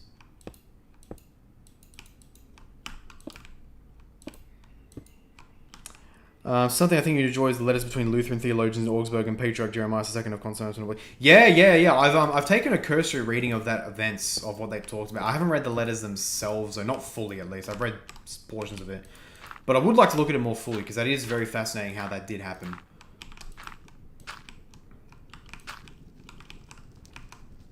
Oh, there's blazes right there. Where's land? I need land. Far out. That's so hard. BTW told my priest about your Minecraft streams in the Patreon. He found it amusing. Hey, thank you. Why, thank you very much. That's good to hear. I do like interacting with priests of the other traditions. I've actually debated 2 Catholic priests in a casual setting, like literally in front of a campfire. But I debated 2 Catholic priests so far on the death penalty, and they more or less tacitly affirmed Francis's new reading of it. But I gave him a nice challenge. So that's always fun. And then, of course, there's my online back and forth with Father John Whitford. John Whiteford or Whitford? I think it's Whitford. In one of his comments in Pastor Joshua Shooping's video, I kind of pushed back on some of his claims about Sola Scriptura and so... Oh, crap! Oh, yep, I'm dead.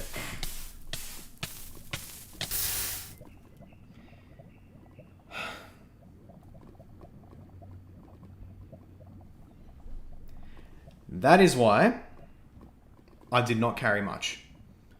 So, I'm not disappointed. Not too disappointed. I am disappointed, but I'm not devastated.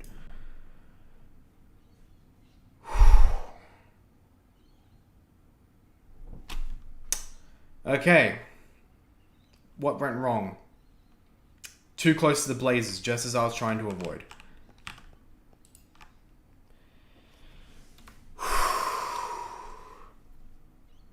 I actually heard the fireballs launch. Like, I heard them, but I didn't register until I was like, I kind of looked up when I heard them, and I was like, oh crap. And yep. That sucks. I mean, again, that's why, see, look at that. That's why I've got the Giga Brain right there. I took the bare minimum I needed to. I lost a golden helmet, which wasn't good. I lost an iron sword, but it was mostly used up anyway. Not devastated. We're going to try that again. And we're probably going to go for an even wider loop around the fortress. Yeah, that's all I can do, really. And I was almost out of dirt blocks anyway, so I didn't lose too much progress on that. Yeah. But yeah, anyway, as I was saying, I have had a little back and forth online debate with Father John Whitford. So I can put it on my resume. I've debated 2 Catholic priests and an Orthodox priest. I don't know if that would get me into any schools, but hey, why not? Oh man, what do you mean rigid structures at I personally can't find myself ever attracted to the rigid structures of the Eastern Orthodox Church and Roman Catholic churches. Shivery, what do you mean by rigid structures? Pogoretsky, the way they organize and do service, I get very legalistic vibes, and I can't find myself welcomed by that at all. I mean, look, as someone, obviously as a non-Orthodox and non-Catholic, the idea of like a quote-unquote rigid structure and the Mass or the divine liturgy, whatever you want to call it, it's not legalistic. It's not. It's just the formal way of how it's done. I do think it is legalistic in that they ascribe very technical liturgical norms across all the churches, whereas I think how the early church did it and how it ought to be is that churches ascribe their own liturgical norms for their own services, right? That makes perfect sense, and they can be very formal if rigid and all that. That doesn't mean it's legalistic though. If in a local congregation asserts a certain formal method of the service, because that's how it always was in ancient Israel, and I'd say at the very beginning of the church as well. It makes perfect sense because it's uniting everyone around a certain common foundation that's beyond all of us. But I would agree in that enforcing certain liturgical norms, very specific liturgical norms across all churches is not right. It's a good thing I have spares. Yeah, I actually find the opposite experientially. I go to church twice a day, seminary, matins and vespers, and it's very good for me. I do genuinely want to go to a more more liturgical, like Reformed church. They do exist, very, very liturgically formal Reformed churches. I'd love to go back to them. because I believe that is a more authentic expression of faith rather than just this very improvised, extemporaneous, hyper charismatic form of service. Even though I would say I'm Pentecostal still myself, but those very informal concert like church, I don't like it. I do not like it at all. I do much prefer the very formal and even aesthetically formal means of church done by the other traditions. I believe it's much more befitting of worship of the Savior of the universe. I mean, if I personally like even just in the sense of clothing, if we suit up for job interviews with certain bosses, if we suit up for formal weddings and all that stuff, we should be doing at least that, if not more, in our worship of the Savior, in my opinion. That's why I believe formal dress for the church service, I believe, should be a norm. Not that I'd anathematize people for coming in shorts, but I think it should absolutely be a norm that the people come to accept. That's just one example. And then liturgical formality as well. 100% I believe the same for that. Yeah, I agree with the other Paul's comments that the liturgical structure itself is not legalistic. Yep. Maybe legalistic is not the right term, but I don't find myself attracted to it at all. Not saying that standard I should be using to judge what's truth or not. Yeah, as long as you acknowledge that. That's good that you acknowledge that. I think the best thing you can do is ask yourself why you're not attracted, why you don't like it. And perhaps, and then of course investigate whether it is the truth of it, that formal liturgical norms should be how we do church. So detach what you feel about it in experience, and ask first and foremost, well, what is better? What is more fitting to God? And then once you find the truth, if you then end up through sober investigation, sober meditation, and all that formal norms are the proper way to do it, then you can absolutely adjust your behavior to do it. I've done it myself on multiple issues that involve real world practice, where I've come to a conclusion that I didn't like, and I basically end up terraforming my brain to like it. And you can do it. You absolutely can do it.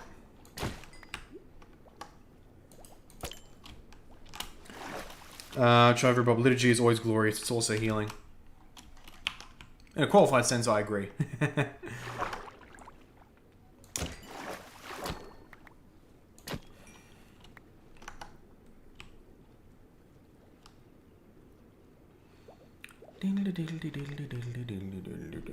The boys are back in town.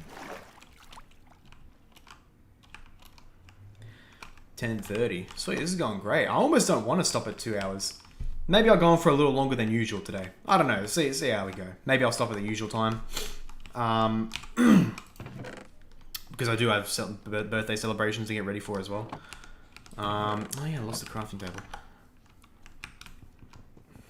So I have a feeling that I may need to get more gold soon. I don't know, maybe. But yeah, the algorithms clearly haven't been friendly to me, because like some of my initial upon this block streams have been getting like 8, 10, 12 viewers concurrently. This one's had like a max 6 so far, which is good. I still like it. I still greatly like it, but I just think, yeah, maybe the algorithms just don't like me now. I don't know. I'll keep growing. I'll keep going in channel size, in reach, and all that. It's going to grow. Driver, what do you believe about Christ descend to hell? In the Orthodox view, Christ delivers all the dead from hell, both the righteous and the unrighteous. It seems to me that the Catholic Protestant view is the only deliver the righteous from hell. I haven't studied that too in depth. I'm quite sympathetic to it. Yeah. I mean, it will make sense because the resurrection, the final resurrection of the dead, don't forget, that will include both the righteous and the damned. So all will be delivered from death, but then the righteous will go on to eternal life, and then the damned will be devoted to destruction again. So yeah, the resurrection is full. Yeah, I'm quite sympathetic to the view of, well, Christ descent into hell. So both he delivers all dead from hell, both the righteous and the unrighteous. Yeah, probably not. I'd probably say that it's only the righteous who would be delivered into Abraham's bosom, so to speak, in the paradise before the final resurrection. But then all will be raised up. Oh no, sorry, I got the categories wrong. So it's from death, so like from Hades, you know, from Hades, Sheol, whatever you want to call it. He delivers all from there. He delivered. So I'd probably say that only the righteous in Christ have been delivered from Hades, from Sheol. But then in the final resurrection, all will be resurrected, whether from Sheol or from Abraham's bosom, and then those going into eternal life, and then those to destruction, into destruction. Yes, okay.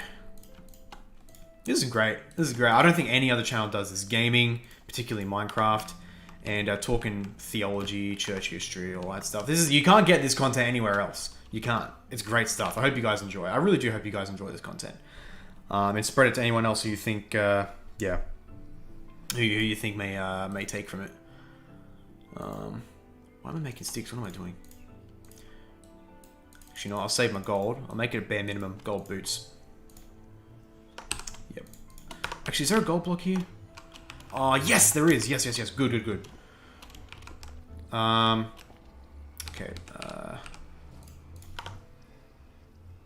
Let's just fish. Do I have a... Yes, I do have a bucket over there.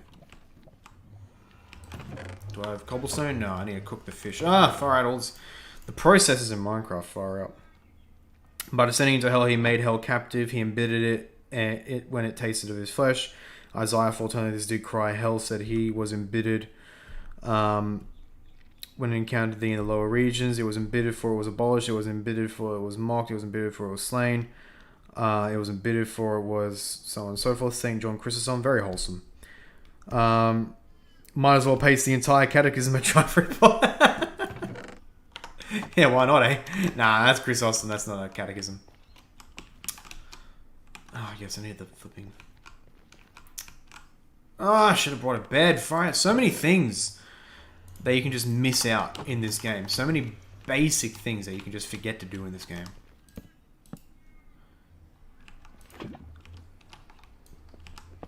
Sweet. Okay, there's going to be plenty of spare materials should I die again. Oh, yeah.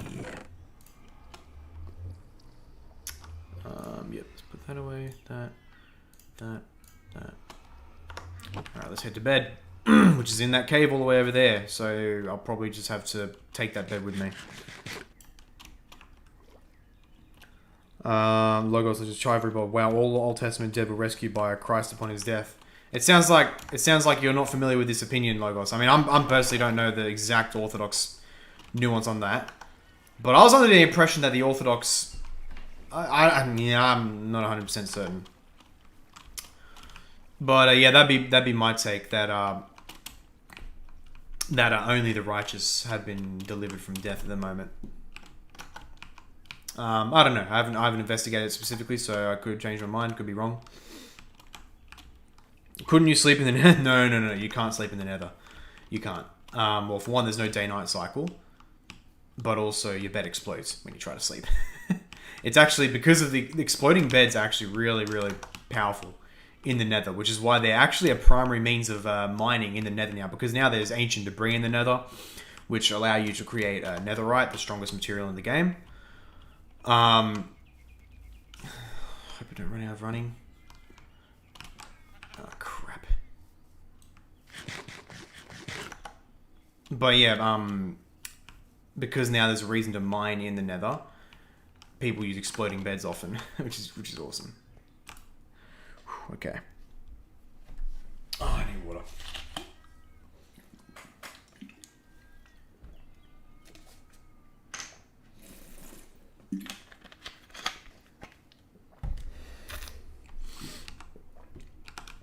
I hope this doesn't become like a disappointing Nether special, because I want to be established in the Nether by the end of this episode, at least.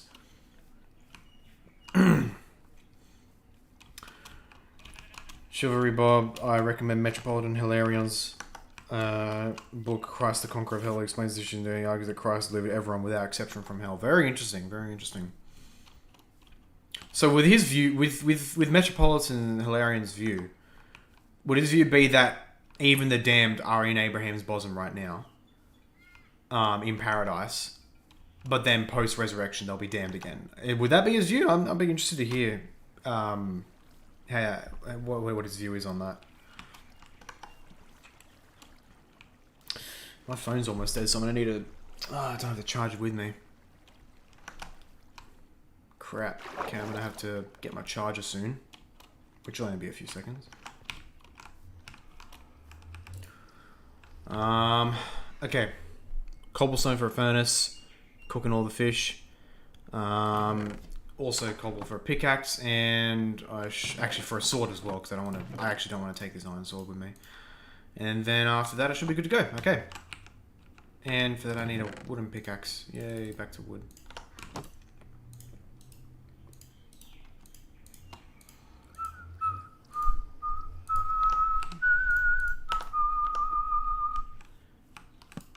Alright, perfect. Actually, I don't just cobble. Oh, yeah. Fire, that scared me for no reason.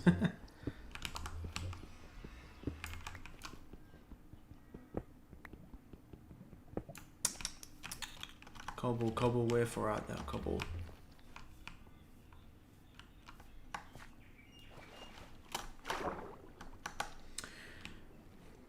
However, Metropolitan Hilarion argues that Christ shatters the gates of hell and thus the doors of paradise open to all. Thus, in a sense, all people can be delivered from hell. However, each person must decide for themselves whether to leave hell and to enter paradise. Oh, okay. Oh, that's awesome. One of my torches down there. Alright, that's awesome how the caves work now. Oh, is that my... That's a whole nother cave in here. It's a big one. Far out. Huh. For themselves, whether to leave and enter her. Okay, would he... I think I might know where he's going. Would he then say that... that the damned... like, do not want to enter Christ's presence and all that?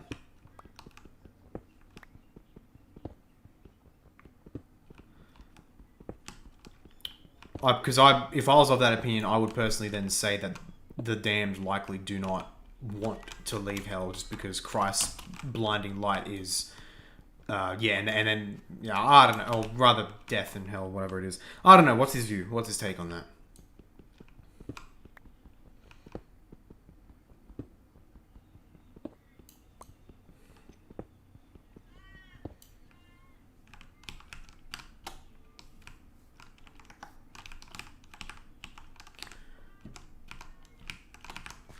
Alright, cool. Plenty of cobble. Let's head back up.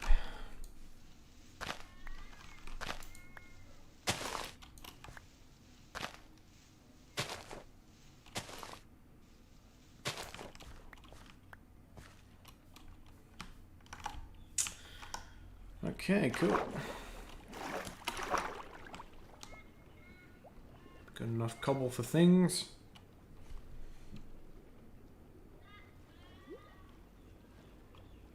Probably in a couple of minutes I'll grab my phone charger. That's what I'm using to monitor chat.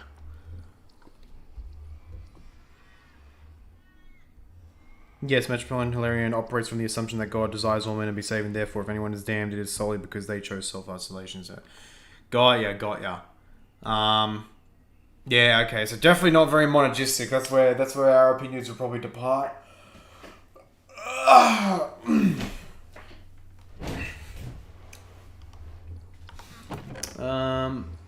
Yeah.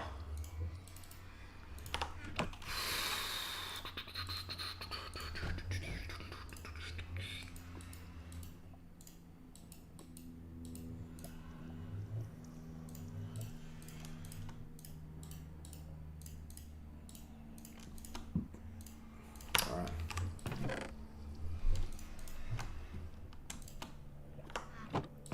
And yes, furnace. Which I should probably take... no, I'm not going to take with me yet. Not until I get a new base. Oh, I need fuel now. Tell me enough coal. Oh no, I have plenty of wood. He uses the passage as an example of people in hell deciding for themselves to go there. Alright, let's get more fish.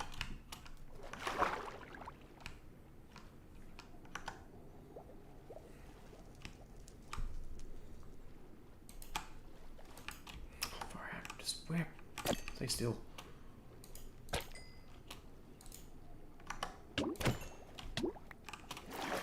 Yeah, I'm definitely a synergist, not a monergist. Cringe!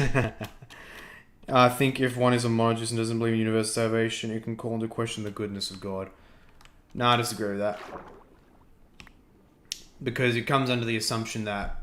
I believe all claims like that, in leveled out monergism, it comes under the assumption that God is obligated to save something. To save someone or something, which presumes that it's good. Whereas in the Reformed view...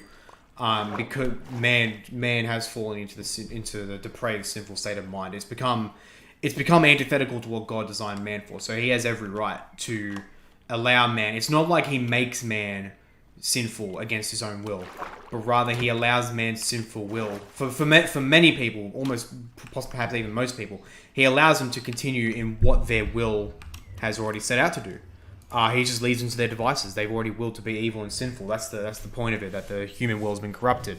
But by sheer mercy and grace, he chooses and elects to whose wills he will revive into a godly state. So I don't think at all it compromises the goodness of God. Driver Bob, that passage in St. Peter's epistle about God's desire for all to be saved really bothered me when I was a monergist.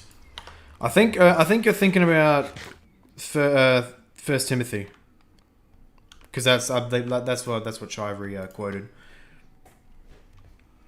Or then maybe Peter says something similar as well. I mean, Peter does borrow a lot from Paul, so that makes sense.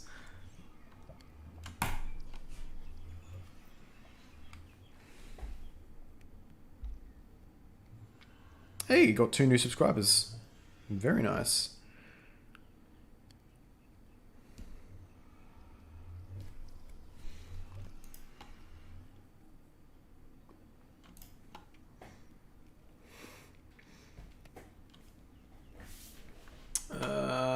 More fish. I'll just go a little bit more. Because I do not think I'm going to need it very much in the Nether. At least not yet.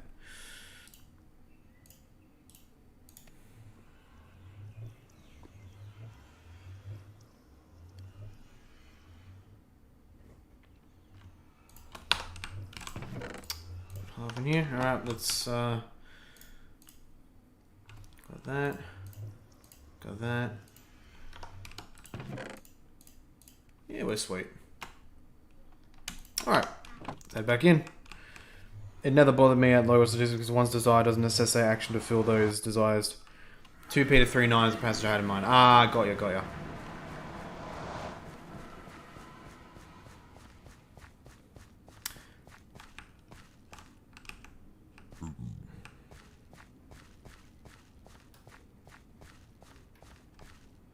I don't have a shield, so even if I can react to the blazes, I'm still not going to be able to block their fireballs.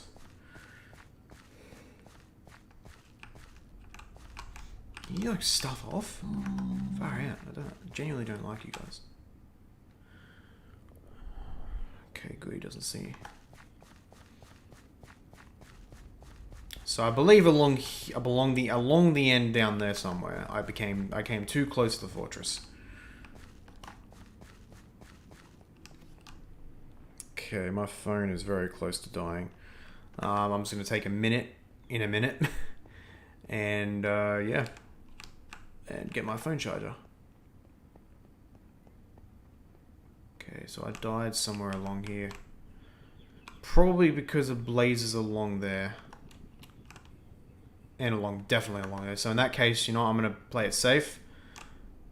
Okay, that's probably even much too close to self-done. I'm gonna have to take a really long detour. This sucks, I'm making the Nether look ugly. Hey, J-Pal, welcome mate, how are ya? Hope your day's well, man. Hope your day's really well. But this is a God we are talking about. It's not like anything stopping God who predestines everything that happens fulfilling his will. So now we're talking... Actually not. Give me a minute. I need to get my phone charger.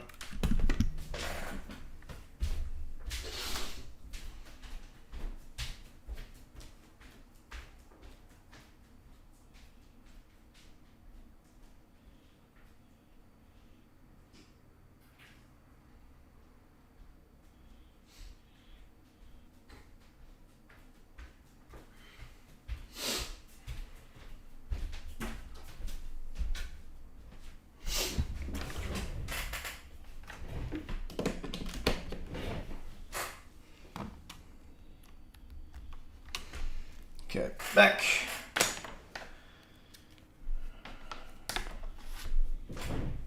Take another drink.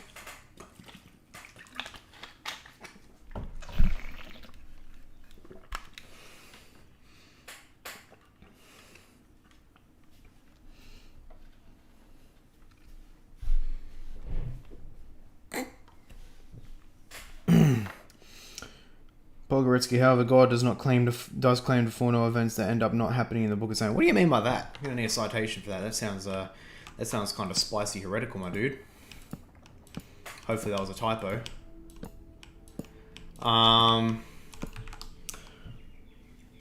But whatchamacallit? But this is God we are talking about. It's not like there's anything stopping a God who predestines everything that happens from fulfilling His will. I mean, look, the exact same thing can be leveled at a synergistic God, even if God didn't prescribe everything according to His sovereign will. Which, by the way, that's the key difference that a lot of people miss out on. Oh crap! This is wood. This could the lava. Darn it. Actually, hang on. Solution. Modern problems require modern solutions, buddies.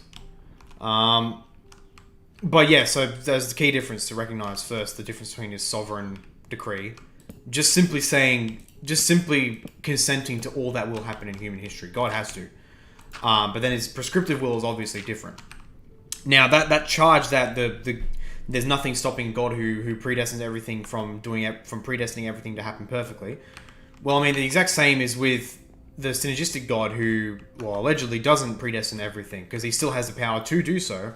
So why doesn't He do the same thing there? Maybe it's a bit more of a that's a piglin right there, and I've got gold on me, so not to worry.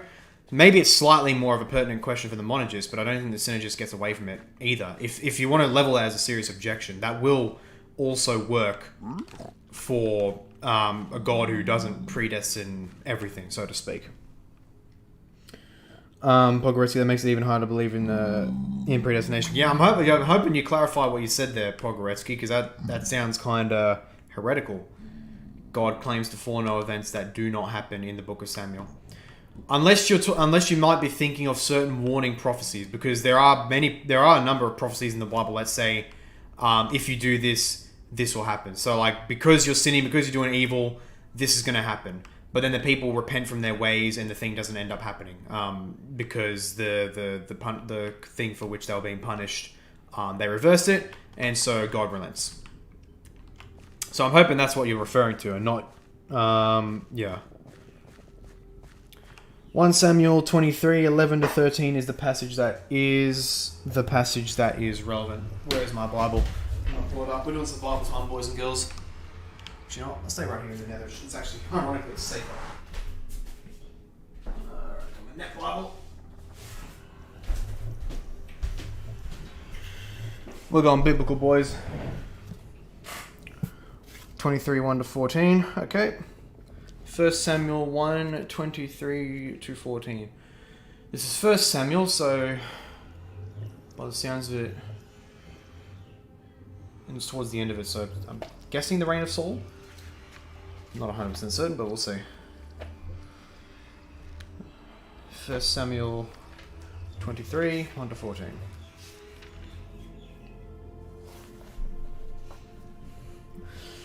David delivers the city of Keilah. Story time. Bible time with Paul. This is the NET translation. David delivers the city of Keilah. They told David the Philistines are fighting in Keilah, and are looting the threshing floor. So David asked the Lord, should I go and strike down these Philistines? The Lord said to David, go strike down the Philistines and deliver Keilah. But David's men said to him, we are afraid while we are still here in Judah. What will it be like if we go to Keilah against the armies of the Philistines? So David asked the Lord once again. But again the Lord replied, arise, go down to Keilah, for I will give the Philistines into your hands. So David and his men went to Keilah and fought the Philistines. He took away their cattle and thoroughly defeated them. David delivered the inhabitants of Keilah. Now when Abiathar, son of Ahimelech, had fled to David at Keilah, he had brought with him an ephod. When Saul was told that David had come to Keilah, Paul said, God has delivered him into my hand, for he has boxed himself into a corner by entering a city with 2 barred gates. So Saul mustered all his army to go down to Keilah and besiege David and his men. When David realized that Saul was planning to harm him, he told Abiathar the priest, bring the ephod. Then David said, O Lord God of Israel, your servant has clearly heard that Saul is planning to come to Keilah to destroy the city because of me. Will the leaders of Keilah deliver me into his hand? Will Saul come down as your servant has heard? Will the leaders of Keilah deliver me into his hand? Will Saul come down? O Lord God of Israel, please inform your servant. Then the Lord said, he will come down. David asked, will the leaders of Keilah deliver me and my men into Saul's hand? The Lord said, they will deliver you over. So David and his men, who numbered about 600, set out and left Keilah. They moved around from one place to another. When told of his expedition, David stayed in the strongholds that were in the desert and in the hill country of the wilderness. Of Saul looked for him all the time, but God did not deliver David into his hands. Oh, no, I see what's happening here. So that's it? So, okay, but God did not deliver David into his hands. Okay. So you're not a heretic. You're probably not a heretic. I know what you mean now. At least I think I know what you mean now. God said this will happen. In the context of okay, that makes perfect sense. So God's saying, if this happens, if you're still in the city of Keilah and Saul and his men arrived, the city inhabitants will deliver you over to Saul. That will happen if this condition is fulfilled.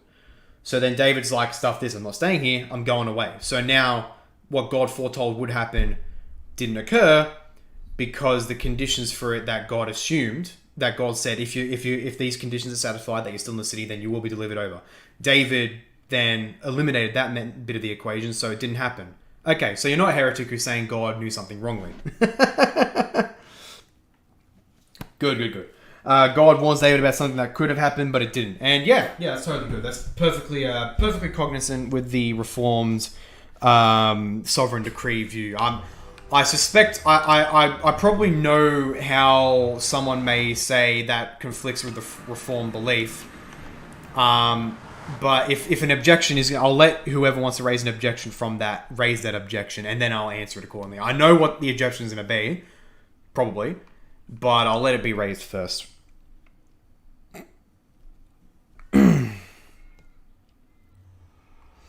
My man says, "Happy birthday, ya dog."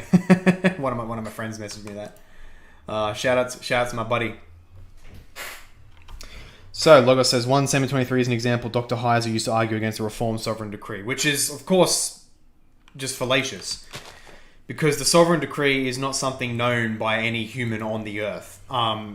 It's not the same thing as... So, we experience in our life, okay, if this condition is fulfilled in the future, this is going to happen, right?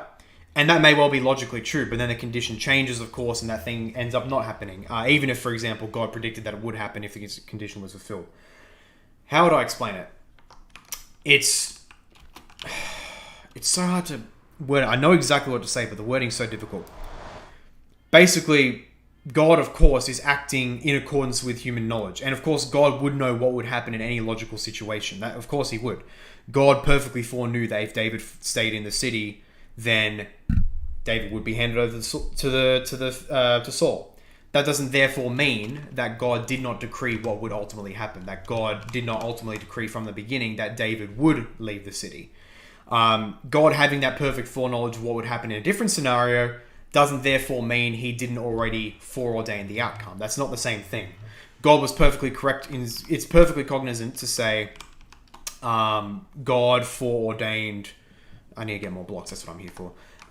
That God foreordained what David would do, while at the same time, God informing David in temporal reality, because that's the important key difference. The sovereign decree is eternal, whereas we live in temporal reality. Functionally speaking, there is change, there is contingencies, and so on and so forth. Functionally speaking, in our real world experience, that is the case, and God operated on that assumption with David, that if David stayed in the city, then he told David, if you stay here, that's going to happen. That happens, and yet at the same time, God had perfectly sovereignly decreed that David would do otherwise. It's perfectly compatible. There's no conflict. Sorry for my not clear communication of what I was trying to say, but I appreciate the Bible. Hey, no problem. This is a good discussion.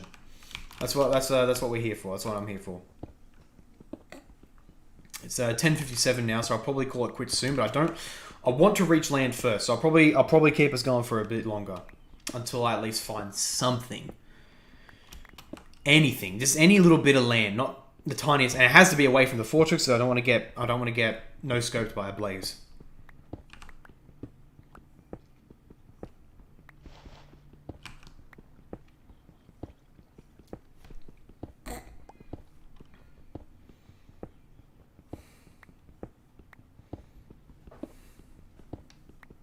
But yeah, I was silly. I misinterpreted your comment out of the context of the predestinarian debate. You weren't saying, "Oh, God falsely knew something." You almost sound like an open theist. But then, of course, in the context of the predestinarian debate, it makes perfect sense what you were actually saying. So, mea culpa, mea culpa.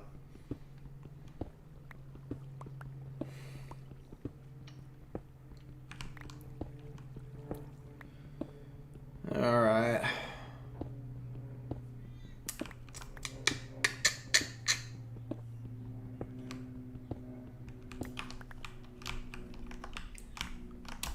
Oh yeah, all the birthday wishes. Right after this stream, I'm going to have to respond to a dozen plus birthday wishes from message on Facebook. So this is going to be fun. Have a barbecue with the fam. Ne stoit what do you I don't what are you saying? What Cyrillic Cyrillic wizardry are you posting on my chat? J Pal, happy birthday, ball. Thanks, Jay. Oh yes, and Logos. Yeah, I forgot to tell everyone else here. It's my birthday today. Yeah. Thank you, gents. Thank you very much. Thank you, J Pal. Thank you, Logos. I appreciate the wishes. I really do. It's not going to be the most eventful. I'm not going to be able to have a massive party like I wish, because of course we still have the state lockdowns and many people are still not brave enough. If people were all keen, I'd 100% throw the biggest party ever. I wouldn't care what the police, what the public orders say. I'd still do it. Defy tyrants, celebrate birthdays. But of course, many people are busy and many people don't want to risk fines and all that. So, I have to make do. Still hanging with some friends tonight, so that's going to be fun. JPA Pogoretsky, no worries, quote unquote. Okay, got ya. JPA, just saw the Facebook notification. Yeah, man, awesome. Thank you very much. Bloody hell, they're all spawning en masse now. They're all just immigrating to my bridge. And of course it's burning up over there, but I've got cobblestone, so that shouldn't be an issue. Far out. What's this mass immigration to my dirt bridge? I didn't invite you guys there. Do you guys? And you even flipping breeding here. Oh, hello. Is that land? I think it is. Albeit it might be an island. It actually might be legit land. Tell me, chat, what do you think? Should I risk it for the biscuit to see if this is proper land or if it's just some solitary island? Or should I keep going this way? What do you guys think? What do you guys think? I have genuine indecision right now.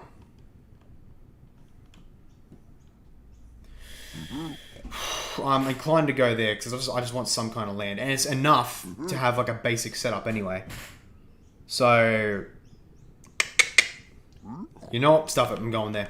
And I can easily just beeline it to the bridge anyway from to the fortress from here anyway. So it's gonna be easy. Pogoretsky, do you ever read dystopian novels like 1984, Brave New World, or Fahrenheit 541? No, I don't. I don't really read many novels actually, which is ironic because I do like creative writing. I actually want to make some like Stellaris. If anyone's heard the frick, where is he? Where the heck is he? Frick! There's a gas right there. Well, I'm trying to get to the flipping land. Oh, that's not good. That's not good at all. Let's just hope he despawns.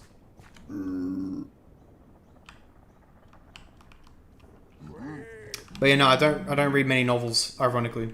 But yeah, the strategy game Stellaris, I want to make like a fan fiction of that, which I think would be pretty awesome. Get off my bridge. A gas? Are you freaking kidding me?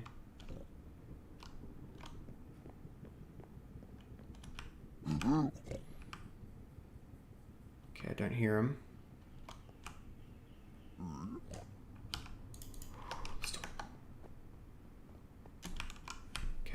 there. Let's do it. Make it nice and quick.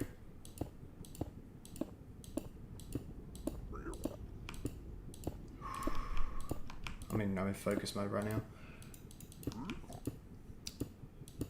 What about Blade Runner? Wasn't that based on a dysfunctional novel? Dystopian novel?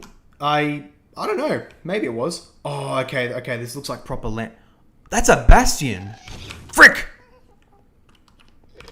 Out of my way. For God's sake, he's right here.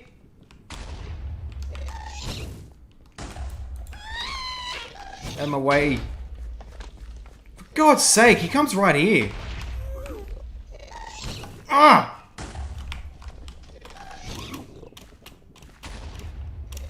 He's just... that pees me off so much. I'm deliberately not fighting him because the chances of the gas ball hitting me and knocking me off the edge is very high. Otherwise I would, but that annoys me so much. Just despawn your poo.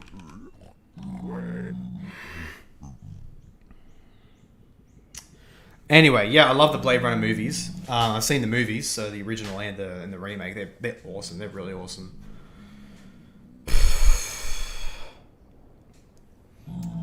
Pogreski, I'm sweating. Yeah, bro. That's... oh my gosh. He just erased portions of my flipping bridge, that poo. Round Duck, happy birthday, lad. Thank you very much, man. Thank you very much.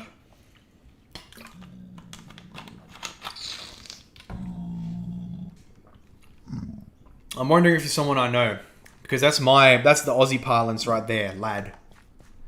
Well, of course, Brits say it as well, but I mean, I think it's far more likely that there's some Aussie person I know who's just joined in the name of Round Duck.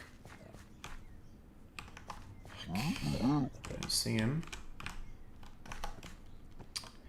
Oh, bloody way. I think I'll have enough cobble to make it to land. I think. Okay, maybe not. Oh, far out. That pees me off so much. Anyone read The Great Controversy by Ellen White? No, don't know it.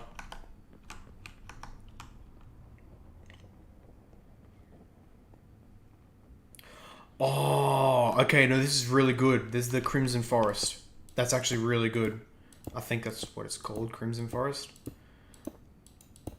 That's going to be a good food source. If a bit dangerous, but it's a good... Are you kidding me? I'm just out of this right flipping there. Come on. That stupid gas. That freaking stupid gas. I actually hate it. You know, I'm going to do something a little bit risky. I'm going to be a risky boy.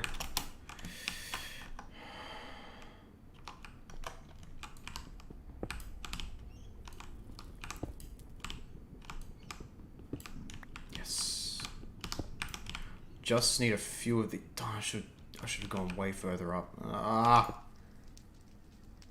Okay. Oh, gosh, that was needlessly dangerous.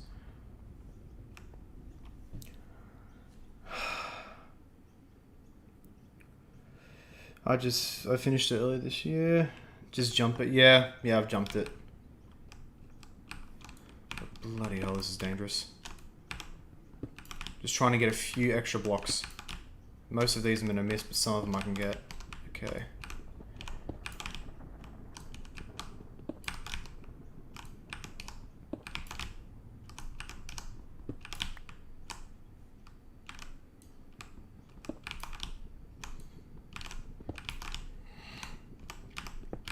Still don't think I'm going to get enough.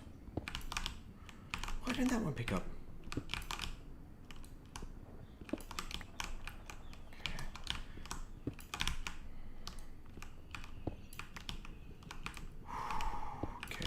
Focus mode.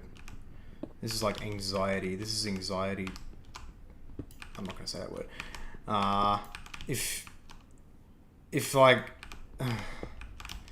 if someone has an addiction to anxiety, it's like videos that make you really anxious, then watch this. Someone clip this and send it to them. Oh man, there's some big, really lengthy. Agreed. Look at these dream plays by Paul today. You can hear the pure skill in that keyboard. I can hear the dream music now that you mention that, man. Now I can just hear the dream music.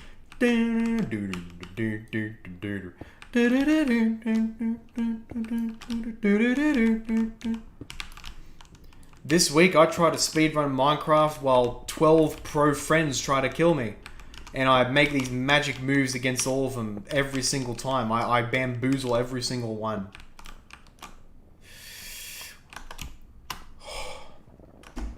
Oh crap. Okay. Sweaty palms. My right palm particularly. Oh yeah. I've got some sweaty palms right now. Fire. This is stressful. This is really, really stressful.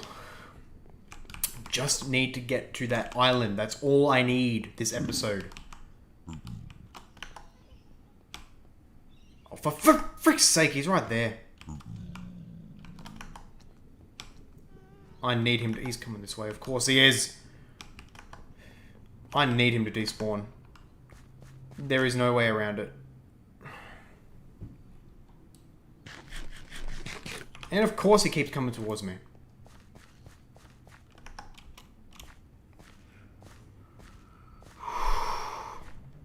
Dream strats, dream strats, dream strats. I am not ending this episode until I get to that island. That's it. That's my vow.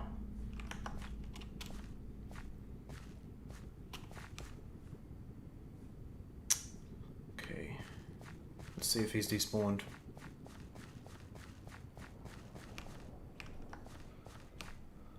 No dream music. Let's get some Christian guitar music. Which reminds me, yes, I need to somehow work Streamlabs so that I can easily just pull up music whenever I want. Music that won't get me nuked off YouTube, of course, because more copyright. I just hate how copyright law works. That simply playing your music on your stream is somehow a breach of copyright. I think that's the most retarded thing ever, in my opinion. That doesn't cut into your profits because of course he's right there.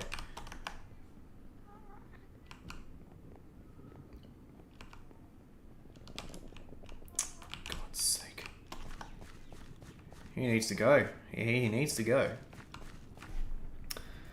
Actually, yeah. One thing I do want to get relatively soon. Something called the Elgato Stream Deck. Basically a deck of like 15 programmable buttons that I can program for various functions as I'm streaming. So I can put like a music button. I can put like some music buttons, special effects, even switching screens. All those different hundreds and hundreds of functions that I could potentially do it. So once I get a Stream Deck, I'll be able to just like, at the right moment, pull up the relevant music, make an atmosphere, make it really cool. Actually, what would be really freaking cool is if I could program a function that like scales down my gaming window and then opens up like Bible software. So like maybe Logos, for example, or even just Bible Hub. And then I can just do like whenever we want to look at a Bible thing while I'm gaming, I can just pull that up. That would be awesome. Get Vime dramatic boom sound. You mean the Inception? You mean that, or just the regular? Because either one, I think I know what you're talking about. Oh man. Even then, I don't think I have enough blocks. Yeah. So is that the Inception one, or the regular like anvil hitting the hammer type of sound? I think because the Inception one, yeah, I could get that. It's a bit of ancient history in meme world, so to speak. But yeah, Inception is my favorite movie, actually. Masterpiece. Oh, it's one of my favorites too.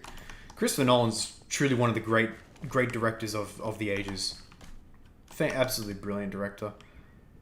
Inception, the Dark Knight trilogy, The Prestige, Interstellar. In my opinion, that's my favorite movie of Nolan's. Interstellar. Oh, no, I don't have enough. Darn it. That's too long. At least I think it is. Maybe, just maybe, I can mine some of that netherrack. I am so damn close, but I'm not going to be able to make that jump. No way. Oh, man. Inception OST. Wait, you're not playing Minecraft in Temple OS? This one? If someone has that, because there's a couple of Temple OS revival projects, or as well as the Temple OS itself, the OG, you can get it all. But if someone has ported Minecraft to Temple OS, then oh my word. Because if anything, Temple OS makes perfect sense for this channel. I'm a good, wholesome Christian-based Christian boy. So I should, if anything, do streams with Temple OS. And if I can do Minecraft on that, then oh my. Oh man. Inception OST is the best, especially the soundtrack's time and dreams collapsing. One of the best, 100%. Tenet is great, but way too confusing. Yeah, Tenet was alright. I mean, the gimmick was cool. Definitely confusing. Too confusing to be... Yeah. I definitely really like the gimmick, though. But it's definitely not a masterpiece, Tenet.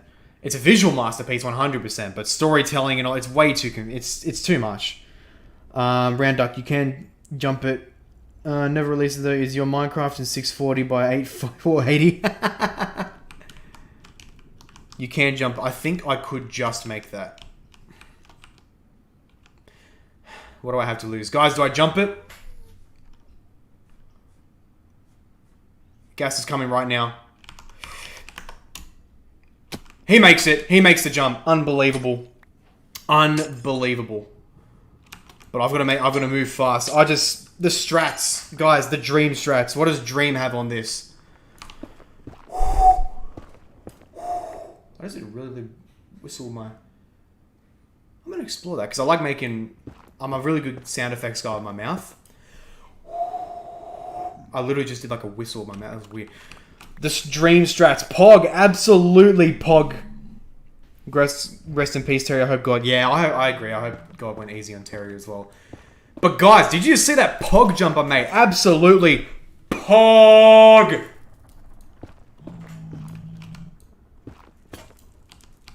Oh man, that was something. That was truly, truly something.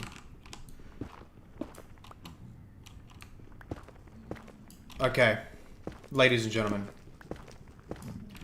We have made it.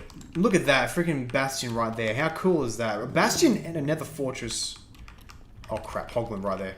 Oh crap. He's coming right for me. I need to run. I know.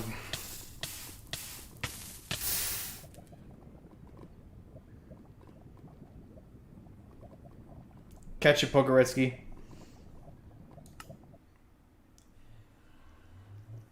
I mean, hey, that's why I took minimal items in. That's exactly why I did it. Less Pog. Definitely less Pog. But, ladies and gentlemen, we did it. We're in the Nether. We have made the initial invasion into the Nether. They've tried to resist us. The Ghast has tried to kill me. It has tried to stop the spread of the church into the Nether. But, ladies and gentlemen, the gates of the Nether will not prevail. We will be invading the fortress. We will invade the Bastion. We will conquer the Nether, one way or another. Of course, while we're building the church and converting the village up there, which, if anything, that should probably be the first priority before we do much in the Nether. But, nonetheless, that's what we're going to be doing. I'll convert that village fully first, make a bunch of Bibles, send it to them, finish off the church, and then we'll go full steam ahead on conquering the Nether for thy Lord. Negative 20 social... That's true. I'm sorry, John Sheena. Please forgive me, John Sheena. Don't execute me for jumping into the lava to get away from a Hoglin. But, nonetheless, gentlemen, we've made inroads. We've made inroads to the Nether, and I think this is the perfect point to sign out. Thank you all who have come. Thank you very much for coming along, watching this Nether special, Nether/birthday special. Thank you for coming along. This is an excellent episode, in my opinion. Very, very fun. High stress. Definitely the highest stakes and most intense of any episode. It's been really awesome, and I'm hoping to keep upping that ante in future episodes, even though I'll probably be focusing on the church and the village first, but then we'll eventually get back to the Nether, and we will conquer it, and the gates of the Nether will not prevail. Amen to that. Thank you all for watching, and if you haven't already, do remember to subscribe on the YouTube, follow my other social media. Turn on notifications so you can see my content whenever it comes up to be notified of it. And if you do believe in my content and my mission, do consider becoming a patron. Link is in the description to my Patreon. You can see the various reward tiers for donations. I thank you all for coming along. It has been excellent. And God willing, I'm going to enjoy the rest of my day. And I hope you all enjoy the rest of your days or your evenings. God bless. See you guys next episode. And content is coming. Do not fret on that. My video on the quarter decimal controversy is coming along as well. My short history video on that, as well as my major long form video on the proper role of government in the Holy Scriptures. Do keep on a lookout for all that. And God bless. See you all next time.